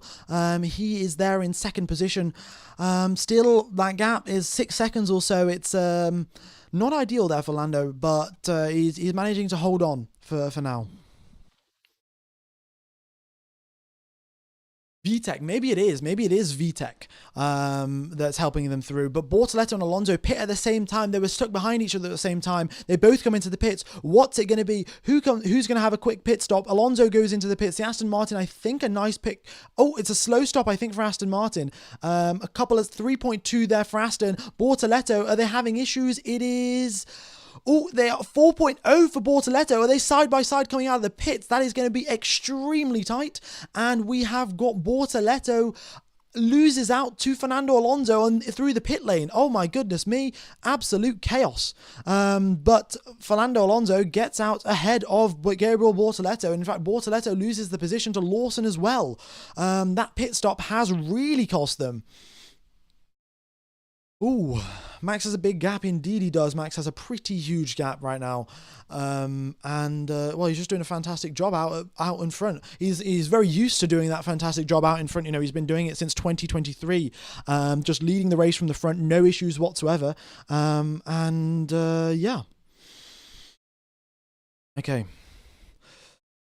All right, let's see what else is going on there. Norris still improving, Piastri improving, but not enough to close the gap to Max. They're doing 122.9s, 122.9s for them, and they are just unable to keep it going.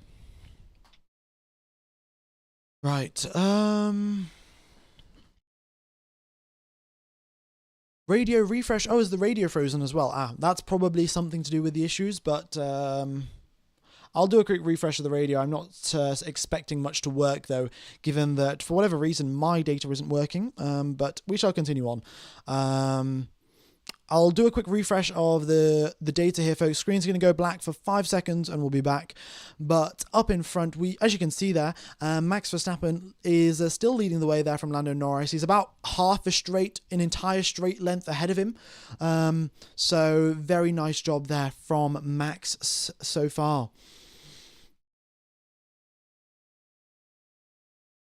Okay,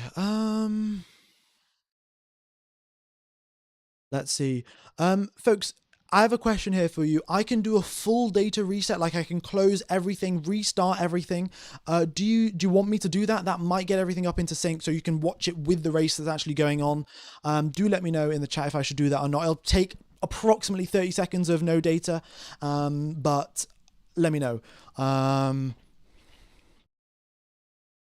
Do it. Okay, well, everyone's doing it. Everyone's asked for it. So give me just a sec here. I'm gonna close everything up, and then we're gonna do a full reset.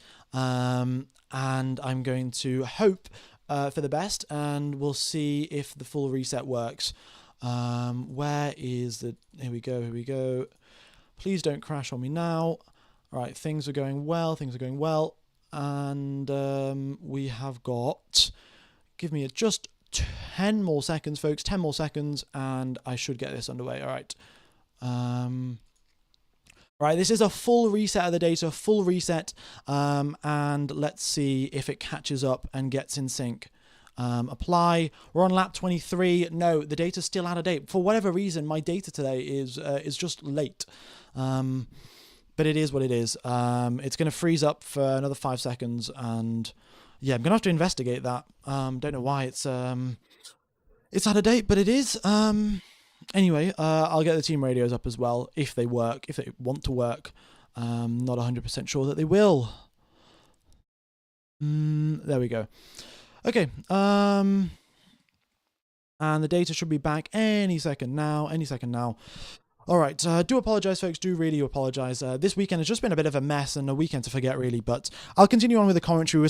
We're approaching the pit stop windows now. This is the pit stop window, and everyone should be coming to the pits very soon. Oh, everyone's just sped up for a sec.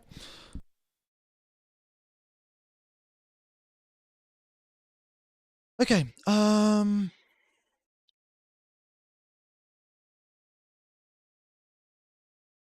let's move this off the screen.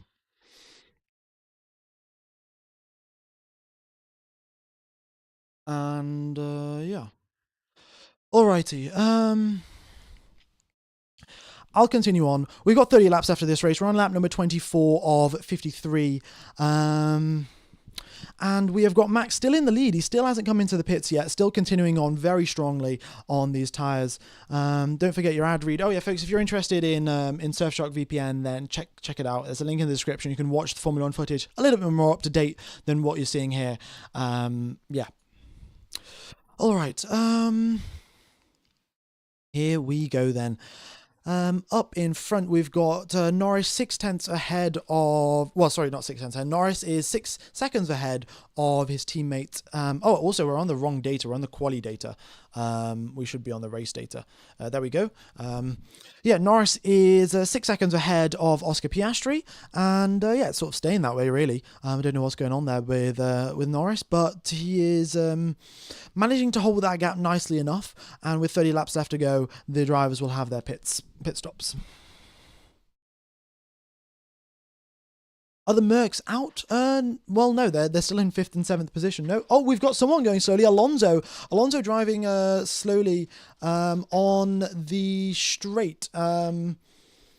What's going on there for Alonso? We'll have to wait and see. Actually, that might be a spoiler for when the data catches up, but all right. Anyway, put the radio back on. It started working. The radio isn't working. Yeah. Okay. We have got still though Verstappen continuing on, and really the Sainz and Albon, their race pace is doing quite well actually. They've made some progress up the field. Of course, that is partially due to the fact that Alonso and Bortoleto dived into the pits that promoted them up both 2 spots. But regardless, the Williams race pace is looking good.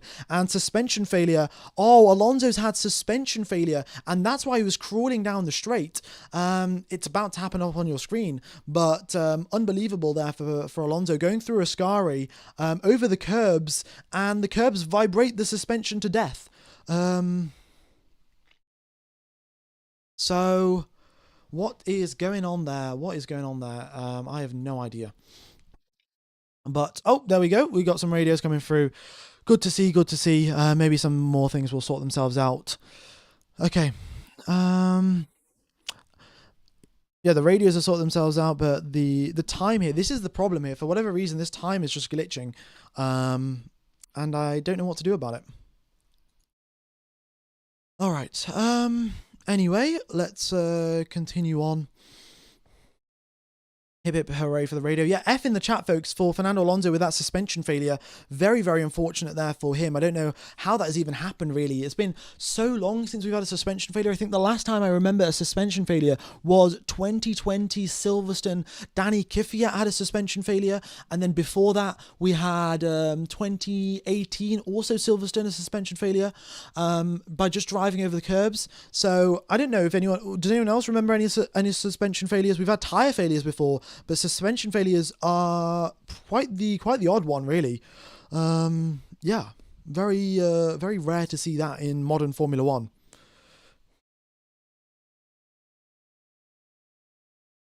Okay. Um, yeah, yeah.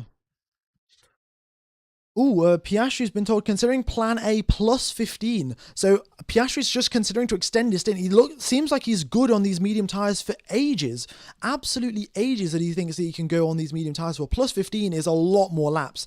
Typically, if anyone that's sort of new to the Formula One world, when the drivers say strategy A plus 15, they mean, oh, if we're going to pit on lap 20, we're actually going to pit on lap 35. That's what I think I can do on a certain set of tires. So that's what Piastri thinks he can do. Really good job there from Piastri, actually, if he thinks he can manage all the way up until an extra 15 laps according to what McLaren planned. That's kind of mind-blowing.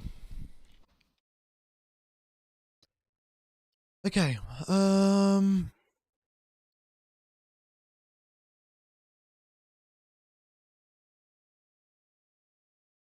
Right. So we continue on. And lap 26 of 53 here, folks. 26 of 53. 28 laps remain of this race.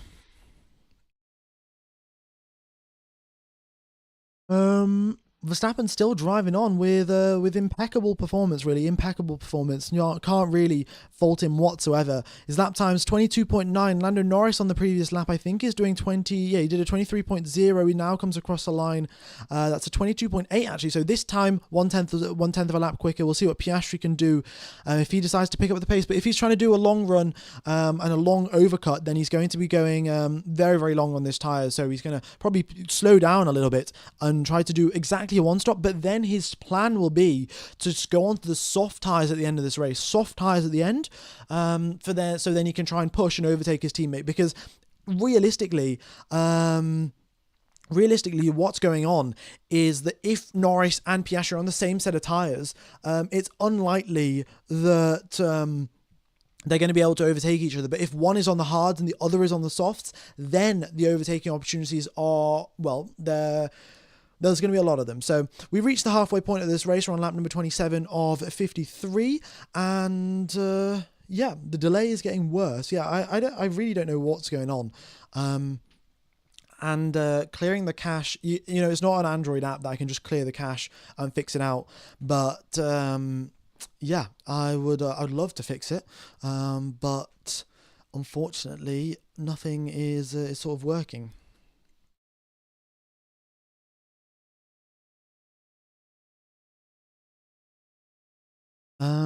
You know what I might try? I might try doing a -5 second delay. Maybe that will bring it forwards. What happens if I put a -10 second delay on the footage? I think that will probably... Does that bring it forward? Did that just bring it forward, folks? If I just went -20, does that bring the race forward? So currently we're on lap... Verstappen's just coming through Curva Grande. I press apply and he gets fast forwarded. Does he get fast forwarded, or does the screen just freeze? It looks like the screen's just frozen. So I don't really know. But anyway, who cares? We have got Tsunoda in dead last, Max Verstappen in first place. The whole grid is in a Red Bull sandwich. Yeah, not ideal there for Yuki Tsunoda. He gets ahead of Liam Lawson, so breaks that barrier and is up in the front. Okay, what else is going on then?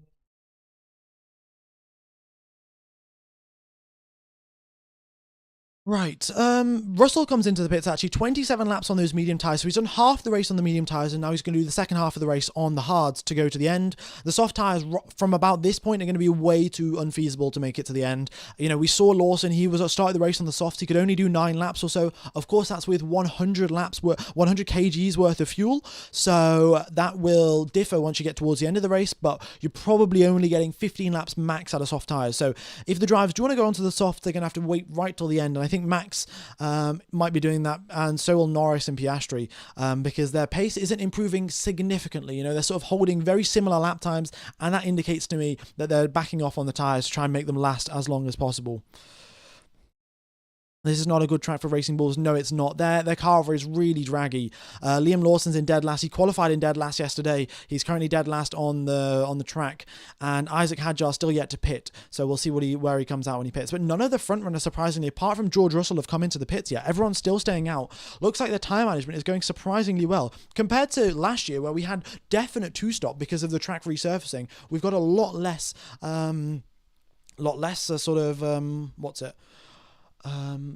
tire degradation this year, haven't we? Okay.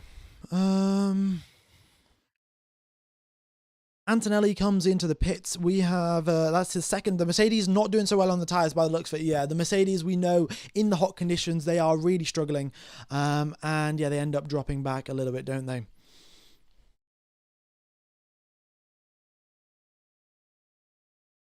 Okay. Yeah, there we go. Antonelli finally into the pit lane. He'll put on a set of hards like his teammate, won't he? Yeah, we'll see. And Carlos Sainz as well, he'll be coming into the pits soon. Colapinto, Sainz will be coming into the pits, I suspect. And then the front runners still probably have a little bit more tyre life left in their tyres. Also, Hamilton as well, 5 positions gained, so good job from him. Also, folks, who would be your driver of the day, actually? Who would be your driver of the day for this Grand Prix? I mean, Hamilton's up 5 places. I don't know, Albon and Sainz have gained quite a few, but that's also because a lot of other drivers have pitted behind them. So, who knows? Let me know what you think. Who is going to be your driver of the day?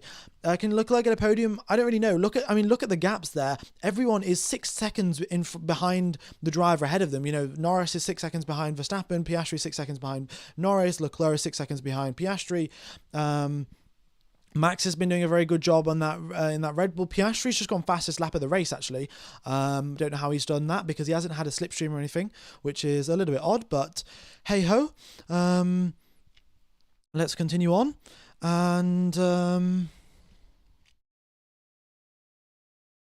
Yeah, black and white flag actually for Kimi Antonelli for track limits. Yeah, as those tyres were wearing out, of course, his probably exceeding track limits a little bit. So, yeah, those fresh tyres should help with that for Kimi.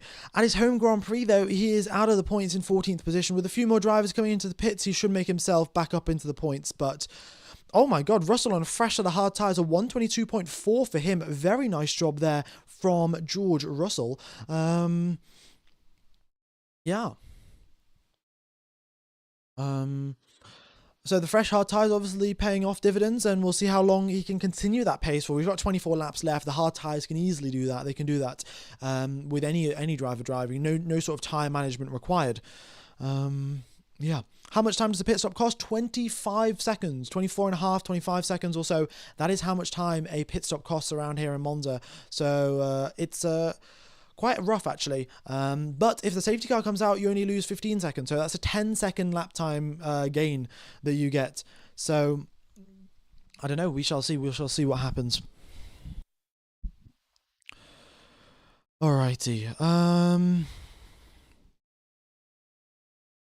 We have got Russell still continuing on very well. And big DRS train actually forming here behind Carlos Sainz. It is 7th position there for Sainz, and the DRS train is forming. In fact, he just comes into the pits as I say that, because his tyres wearing out a little bit. The 29 laps on those medium tyres is a little bit rough for a Williams car. Okay, and yeah, okay.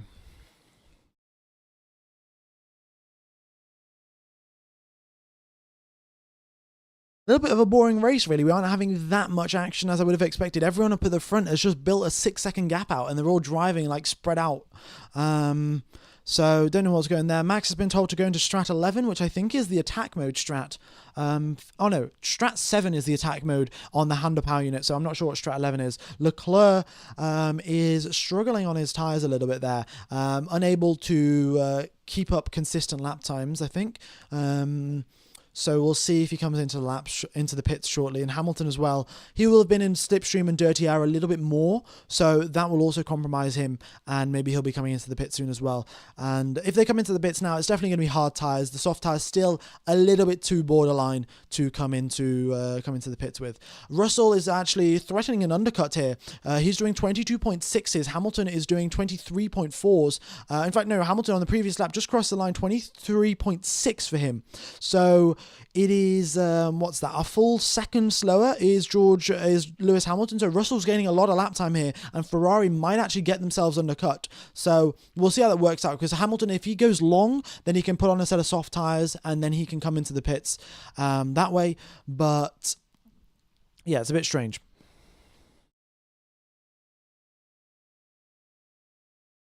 Okay. Yeah.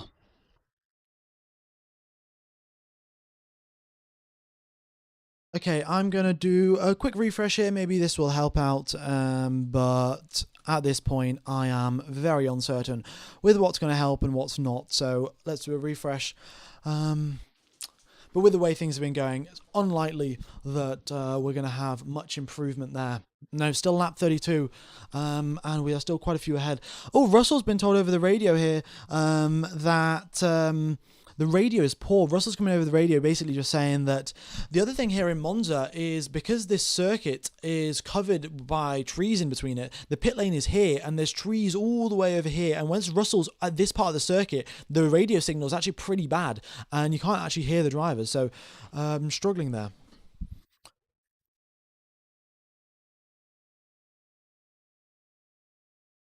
Okay, let's see what else is going on then.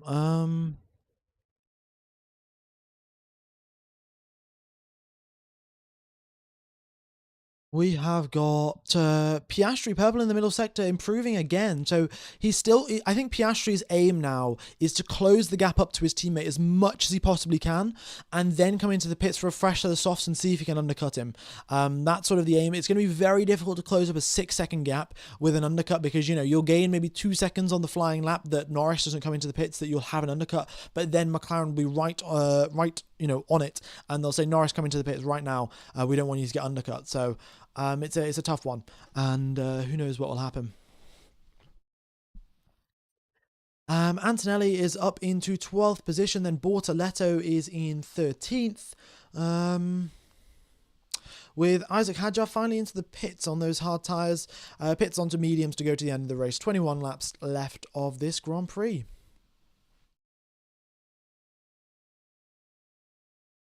Okay. Yeah. The Ferrari's looking unlikely for them to get onto the podium. You know, something could happen. Something crazy could happen. We could get a safety car and stuff like that. But I don't really know what will happen. So, yeah, track temperature reduced to 42 degrees. So that's going to help with tyre wear. That is true.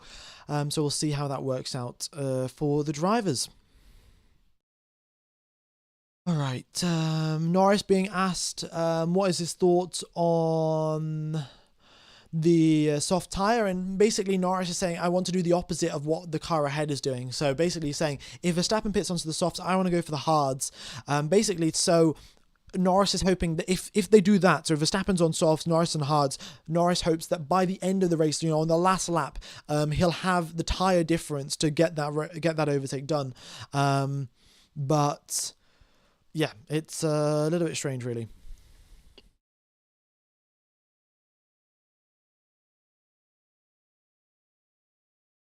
All right. And we've got Leclerc coming into the pits. Actually, yeah, Leclerc comes out of the pits way ahead there of George Russell, and shouldn't really be an issue there for him. Okie dokes. Yeah.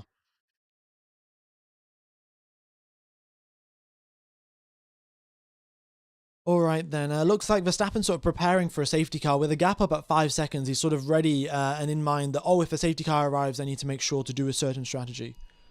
Yeah. Okie dokes. What's just happened there? I don't know.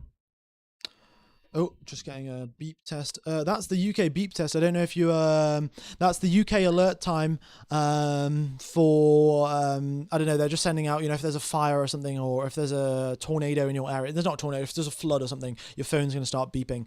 But yeah, the UK alert has happened. Oh, the F1 website has crashed. Yeah, this is what I'm saying here, folks. Like the data's all a bit up in the air. Maybe some of the streams are working better, but the data that I'm getting is all well, delayed and a little bit janky. All right. We have got Russell up into 8th position there, up ahead of Stroll. Pretty simple overtake there for George. Yeah, would like a safety car to make it a little bit more interesting, but who really knows what's going to happen.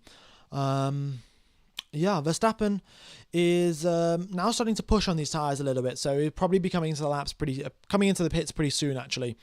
Antonelli, yeah, as I said earlier, had a black and white flag for track limits. So actually, if Antonelli exceeds track limits again, he will get a 5-second time penalty, which will be catastrophic for his race. Yeah.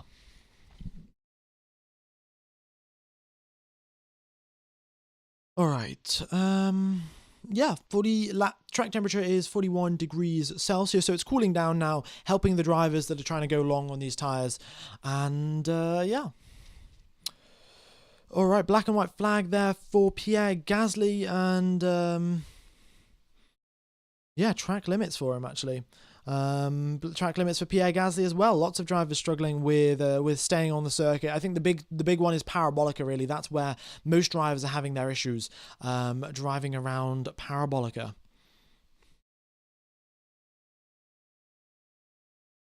Because it gains you a lot of lap time, and it's sort of yeah, that's why the drivers do it. All of the other circuits, all the other corners, there's gravel traps, so you don't really exceed track limits there regardless. But yeah. All right then. Oh, Leclerc, fastest lap of the race there on a set of hard tyres. He's looking to try and undercut Oscar Piastri. He was 6 seconds behind him when he came into the pits, and on that previous lap, he only goes 0.4 of a second quicker. Yeah, not ideal.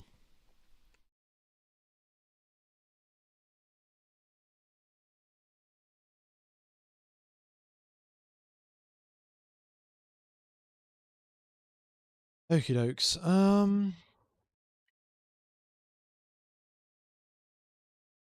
Yeah. Alrighty then. We have got yeah,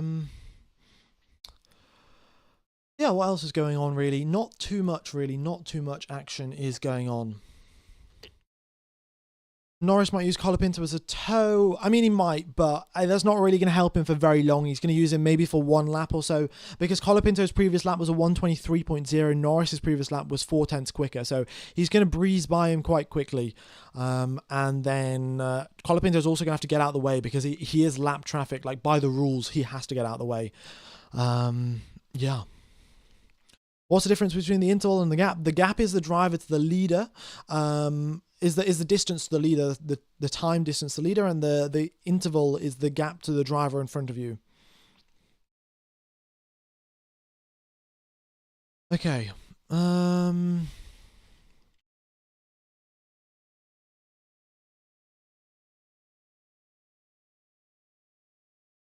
right, folks.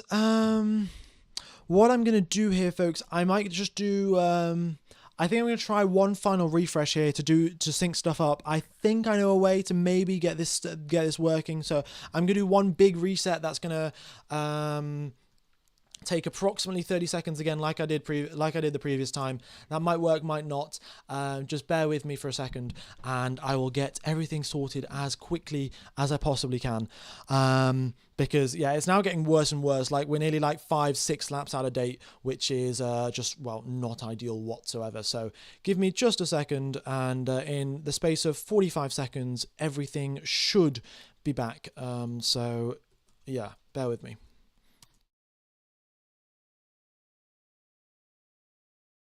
All right, here we go. All right, 10 seconds, or probably a little bit more actually.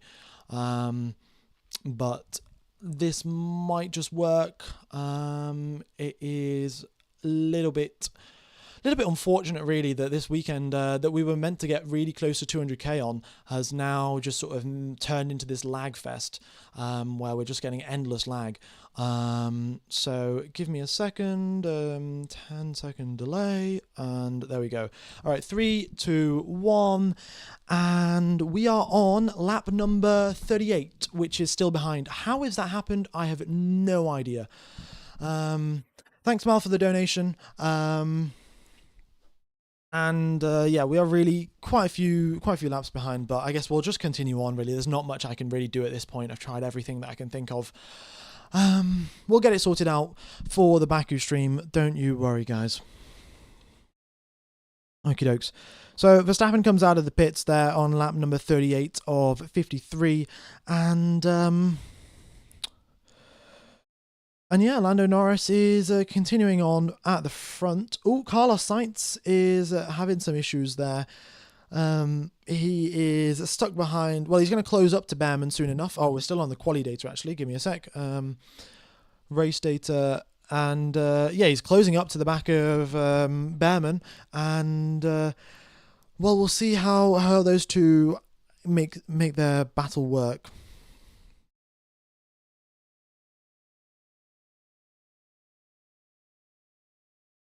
Okie dokes. So we have got 15 laps remaining of this race, and Norris currently in the lead. He's going to be looking to go onto the soft tyres, so he's going to extend out his stint as much as he can. Piastri will probably be coming into the pits as well, so I guess we'll see how that goes for them.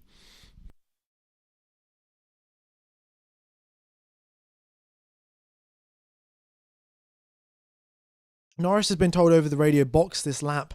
I'm not sure if that's up to date with the actual footage or what's going on in real life. So who knows?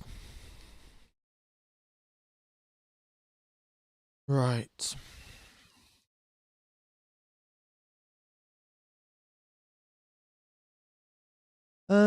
Yeah, oh, Leclerc, fastest lap of the race there as Hamilton comes into the pits. Hamilton actually, is he going to get undercut by George Russell as Ferrari just messed up the strategy here? Hamilton's into the pits. What tyres does he come out on? And he comes out on a set of hard tyres. How is he going to get ahead of George Russell Ferrari exactly? Because he is, he's quite a few seconds up the road now. And he's also on 11 lap old hard tyres. So that 11 lap isn't going to be that big of a difference. So yeah, not ideal there from the Ferrari team to get Hamilton that far back. But we'll see if Hamilton can close the gap up. And Verstappen, yeah, purple in the middle sector. He's pushing nice and hard, and we'll see how it goes.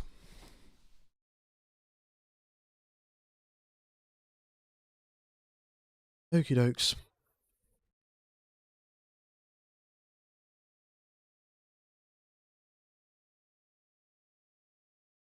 Right.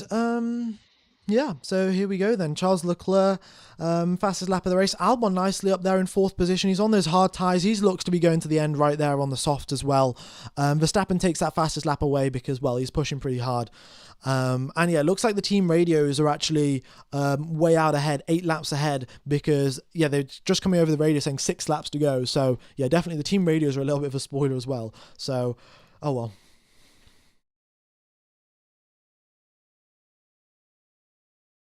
Yeah, they are messing up Hamilton's strategy. I don't know really what's going on there with Lewis Hamilton. Well, I don't know. I know what's going on. It's Ferrari, isn't it? That's what it is.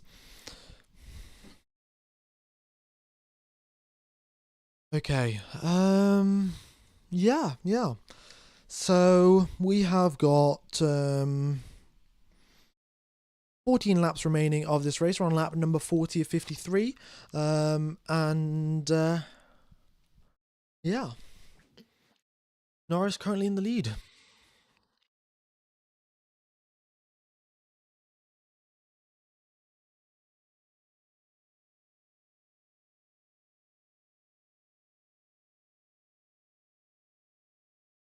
And yeah, he's just got ahead of Colapinto for traffic. Piastri is 5 seconds back. Verstappen is 11 seconds back. Unlikely that he's really going to be able to close that gap up is Lando Norris. Oh, there's a yellow flag. What's that for?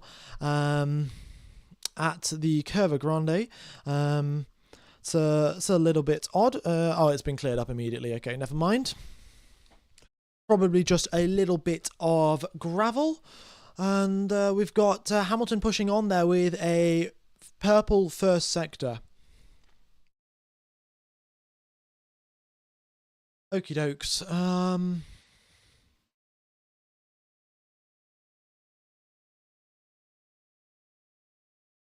And yeah, looking good. Hamilton is in DRS range of Lance Stroll. Should be a reasonably easy overtake there for Hamilton. The Mercedes power unit the Mercedes power unit of the Works team should breeze past the Stroll, because Stroll is on 41 lap old hard tyres and Hamilton's on 2 lap old hard tyres. Quite the big difference. And yeah, nice overtake there from Hamilton up into 8th position. Now he's got to overtake Ocon and then he can chase down George Russell. Okay.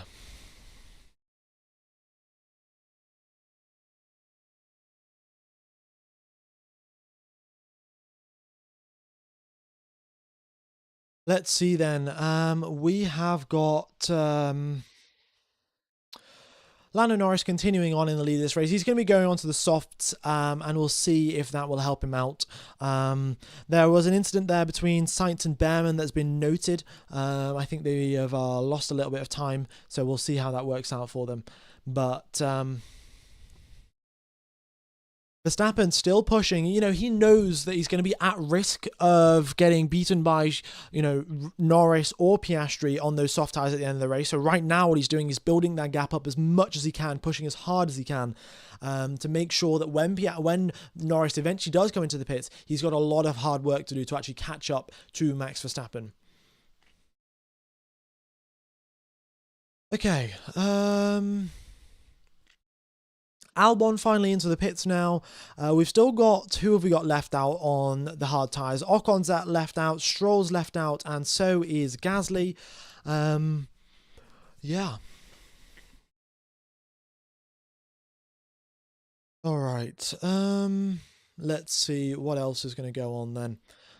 I don't know really what's going on here, folks. It is everything is glitching about like there's like no tomorrow today, and I do sincerely apologize for the issues that we're experiencing.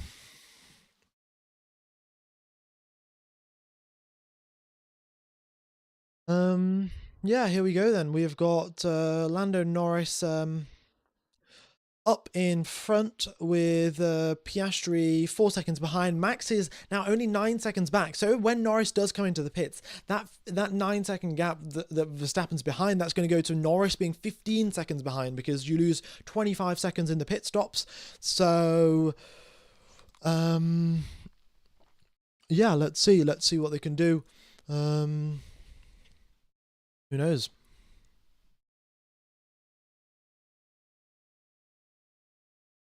Okie dokes.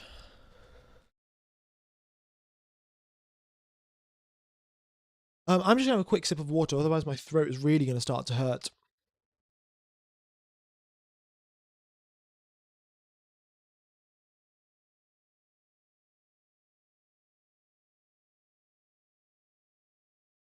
Okie dokes.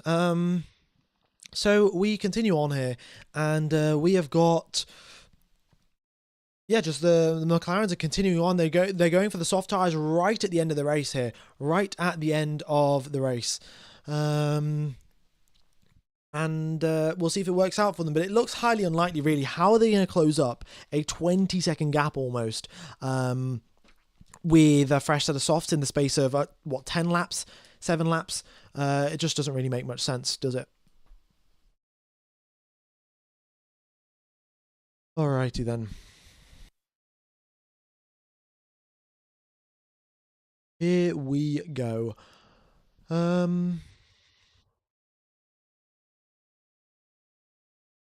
We have got Max Verstappen, who is purple in the middle sector, pushing nice and hard there. And yeah, he's just closing that gap up. Now it's down to 8 seconds. You know, those hard tires are very, very durable. You can just push as much as you want, and you're really very unlikely that you're going to struggle on these hard tires. And they've just been told over the radio, actually, Max, to sort of just no risk now, just continue on. Don't push too hard because you've done more than enough, and these McLarens are not going to get ahead of you.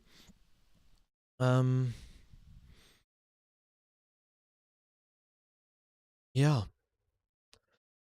All right, yeah, it looks like we are here on the last lap, folks. As you can see there, the Stroll's radio message was just saying last lap, but we are 10 laps out of date. I don't know how that's happened. We are literally 20% of the race back, but it is what it is now. The McLaren's probably hoping for a safety car, yeah, because there's no way that they're really going to be able to close that gap up. We shall continue on, though, in the hopes that we can... Well, I don't know if this stream is ever going to sync up, but yeah.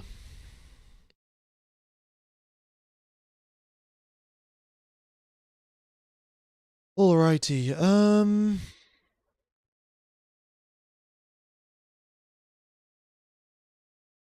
we have got... Yeah, Norris and Piastri continuing on. Lap number 45 now, and Verstappen is just closing right onto the back of them, and the McLarens just don't have the pace this weekend. It looks like Max is going to be winning this race.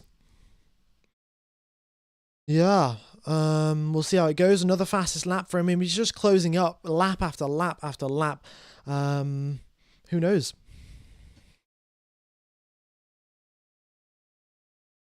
Okay, then Antonelli also in 10th position. Is he going to score points at his home Grand Prix? Probably will, because Ocon and Stroll are still yet to pit. So once they pit, Antonelli will get promoted up a few places, and he should be good to go that way.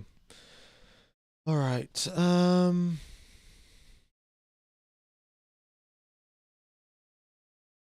So here we go then, lap number 45 of 53, and Norris is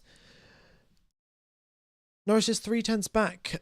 Norris is 3 seconds ahead of Piastri. So Piastri now closing that gap up. So, you know, if there was to be any sort of pit stop issue, deep foreshadowing, if there was to be a pit stop issue, then Piastri would be right there poised to strike, wouldn't he? Max Verstappen is, well, looking like he's going to win this race. The McLarens are going to come into the pit. They're going to be 15 seconds behind him. There's absolutely no chance that they're going to get close. And Verstappen is still pumping out these fastest laps. Incredible job there from Max.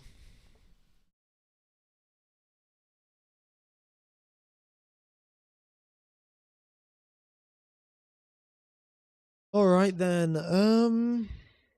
Yeah, it looks like we've got Piastri into the pits finally now. Finally, Piastri drives into the pit lane. And he's going to come out on a set of soft tyres, probably. Actually, not probably, most certainly. He's coming out on a set of soft tyres to go to the end of the race on. And we shall see what Lando Norris will do on the next lap.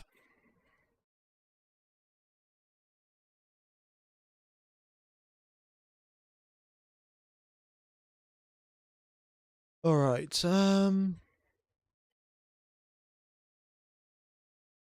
Why is the stream so delayed? I'm not exactly sure, folks. I have just been having loads of issues this weekend, so not sure why the stream is delayed.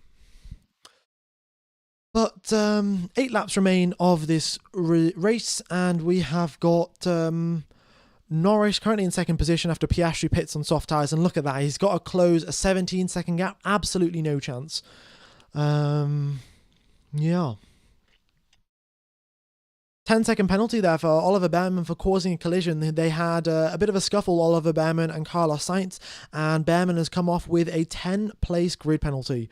Yeah, not ideal.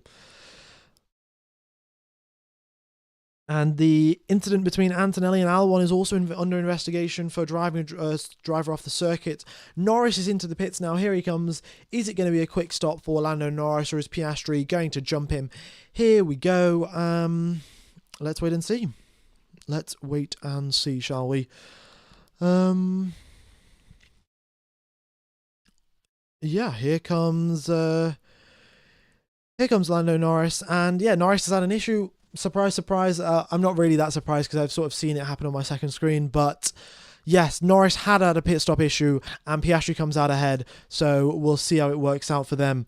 But Max is up in the lead of the race, 17 seconds ahead. There's absolutely no chance that the McLaren drivers can close that gap up.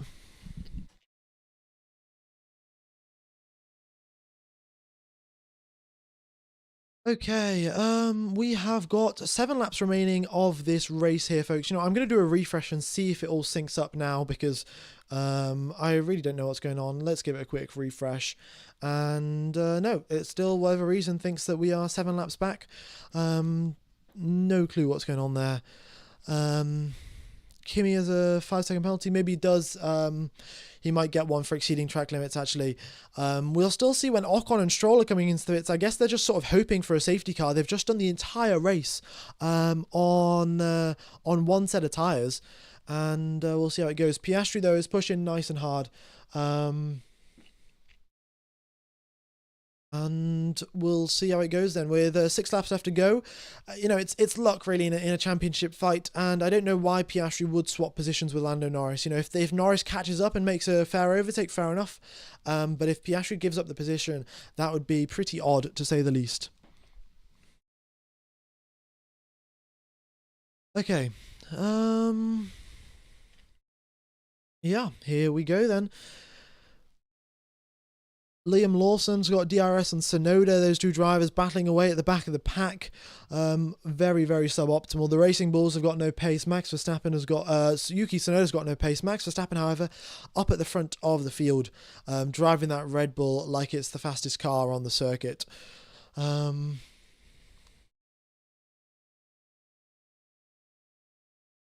Yeah, yeah. 6 laps remain of this Grand Prix here, folks, and we have got we've got a couple more laps left to go, and Piastri is 1.5 seconds ahead of Lando Norris.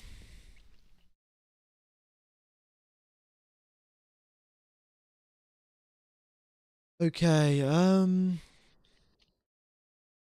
Max won. Yeah, I do know, folks. If anyone is watching the up-to-date coverage, surprise, surprise, Max has won the race. The Dutch national anthem will be playing very, very soon. Do apologise for all these issues that we've been having today, and I will be getting them resolved in time for Baku. Do sincerely, sincerely apologise for everything that's gone on in this weekend. It's just been an all around mess.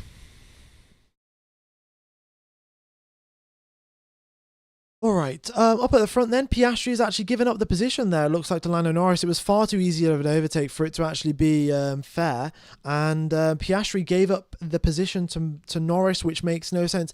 I mean, technically, you are meant to give the lead driver the first pit stop, and then you give the driver who's behind the lead driver the second pit stop. So McLaren did it the other way around, but for whatever reason, Piastri's just given Norris 3 points, which might come back to bite him later on. Like, it doesn't make that much sense. Yeah, yeah. Very, very strange to say the least, to be honest. He was asked by the team earlier to give it back, but still, you're in a championship fight, and why would you just give championship points to your rival? Still a bit odd. I mean, let me know, what would you do in that situation? Would you give championship points back to your rival? Would you swap them around? Maybe if he does swap them around, the team's going to listen to him and be a little bit more nice to him and stuff like that. But I don't know. Go and buy a beer. Thank you very much, Frank. Yeah, no, I will. I'm gonna have to fully relax from this weekend. I don't know. I've, as you can probably hear, I sound pretty tired.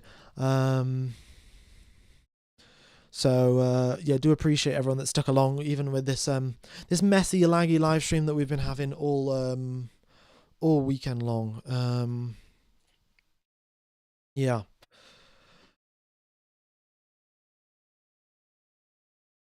Let's see. Actually, maybe there's another solution to the problem that might help. Let's see. Let's see.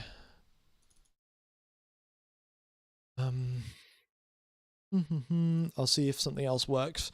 It's my one final trick in the book. I mean, it's a little late right now to be doing it, but let's just see if anything happens. I'm going to close this and give it a quick refresh. 4 seconds left on the... couple of seconds left on the clock, and the data's all just getting synced up. And no, for whatever reason, still we are behind. That is the strangest thing I've ever seen in my life. But for you folks that the positions don't really change from here on out, so I might just continue on here. So we've got Max Verstappen in first position, Lando Norris in second, Oscar Piastri in third, Charles Leclerc in fourth, and he is way up the road from George Russell, and unfortunately no Ferrari podium this weekend by the looks of it. So there's that. Hamilton is in sixth, and Antonelli, does he get handed a 5-second time penalty? He might actually, but yeah, I don't know. I mean, at least I think we can hit 195k subs, which would be fantastic, folks. If we do hit 195k, we are one subscriber away, literally. So very much is appreciated. I think driver of the day is Max Verstappen. So there's that, and yeah, I'll just read through the point standings. Really, to be honest, I think I didn't need to lie down. I've been up since 5 a.m. I'll read through the point standing for all of you folks that have stuck through this mess of a live stream, and we should be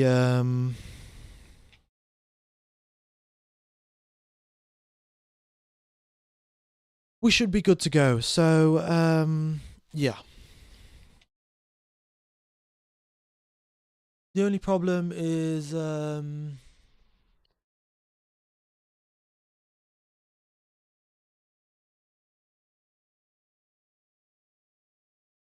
okay, so Albon actually gets ahead of Antonelli there. Very nicely done. I don't know what happened there with Antonelli, but he drops down to the back of the pack. Bortoletto up into 9th, and Ocon into the pits actually, and yeah. Oh, Albon was already always ahead of Bortoletto. Correction. We're on lap -8. Yeah, well, there we go. We've got 2 laps left of this race, and Verstappen is leading the way from the front with a 19-second lead. You know, Max Verstappen domination here, and I think, you know, maybe it's the right thing to do there for Piastri to give up the position. Norris is certainly going to thank him, but that might come be an issue at the last race of the Grand Prix. So, yeah. All right, here we are, though. Final lap of the race. You know, I'll just commentate the final lap and then I'll end the stream. So, Max Verstappen making his way through the second chicane. Yeah, Antonelli has got a 5-second time penalty for driving erratically. Wasn't for track limits, was for driving erratically. So, not ideal there from Antonelli. And if he gets a 5-second penalty, that's going to drop him back behind Bortoletto, but still ahead of Hadjar if the gaps stay how they are. So, he should be fine. And Max Verstappen makes his way through Ascari and, yeah, is looking good now, making his way in behind Liam Lawson, and we'll see what he can do against yeah, well, he's not going to get ahead of Liam Lawson. He comes through Parabolica, and Max Verstappen, a simply lovely race from him, 19 seconds ahead of the competition. What a race from Max. Checkered flag is waving. We've got Lando Norris up in second position after Piastri gave him that place back, and then we've got Charles Leclerc in fourth, George Russell in fifth, Lewis Hamilton in sixth position, Albon in seventh, Antonelli, he'll get dropped down into ninth because he'll have a 5-second time penalty, Bortoletto will get put up into eighth, and then Hadjar in 10th to score points in Monza. Okay. So that is all then, folks. That is the end of the Monza Grand Prix. Alonso retires with a suspension failure, and we have got Hulkenberg. Oh, look, everything's suddenly syncing up now that the race is finished, and you can see the time has just updated and everything's fixed itself. Well, it's a little unfortunate. It happened once the race is finished. But yeah, no, folks, I'm not too pleased with how this weekend has went. You know, it hasn't been the smoothest of running. So really is appreciated that everyone's that stuck along and everything. And yeah, haven't really got much more to say.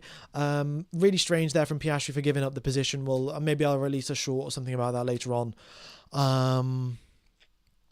But big thank you to the mods for doing all of the moderating. We saw a lot of messages coming through today about all of the lag. So thank you, mods. And okay, so what I'm going to do, I'm going to end the stream. I'll take you over to the Baku stream in order to sort of keep the channel going, keep it as the biggest F1 live streaming channel on YouTube. It would be a really big help if you could all hit the like button and the reminder button and stuff like that. Will really help out the channel. And yeah, do apologize for this big mess, and I endeavor to get it sorted in 2 weeks' time for Baku, which maybe we'll hit 195k by that point. Yeah, I think that's all from me then. Cheers all for tuning in, and I will see you in 2 weeks' time for the Baku Grand Prix, and would mean a lot if you guys do hit the like button for that stream as well. Alright, bye-bye. Where's the end stream button?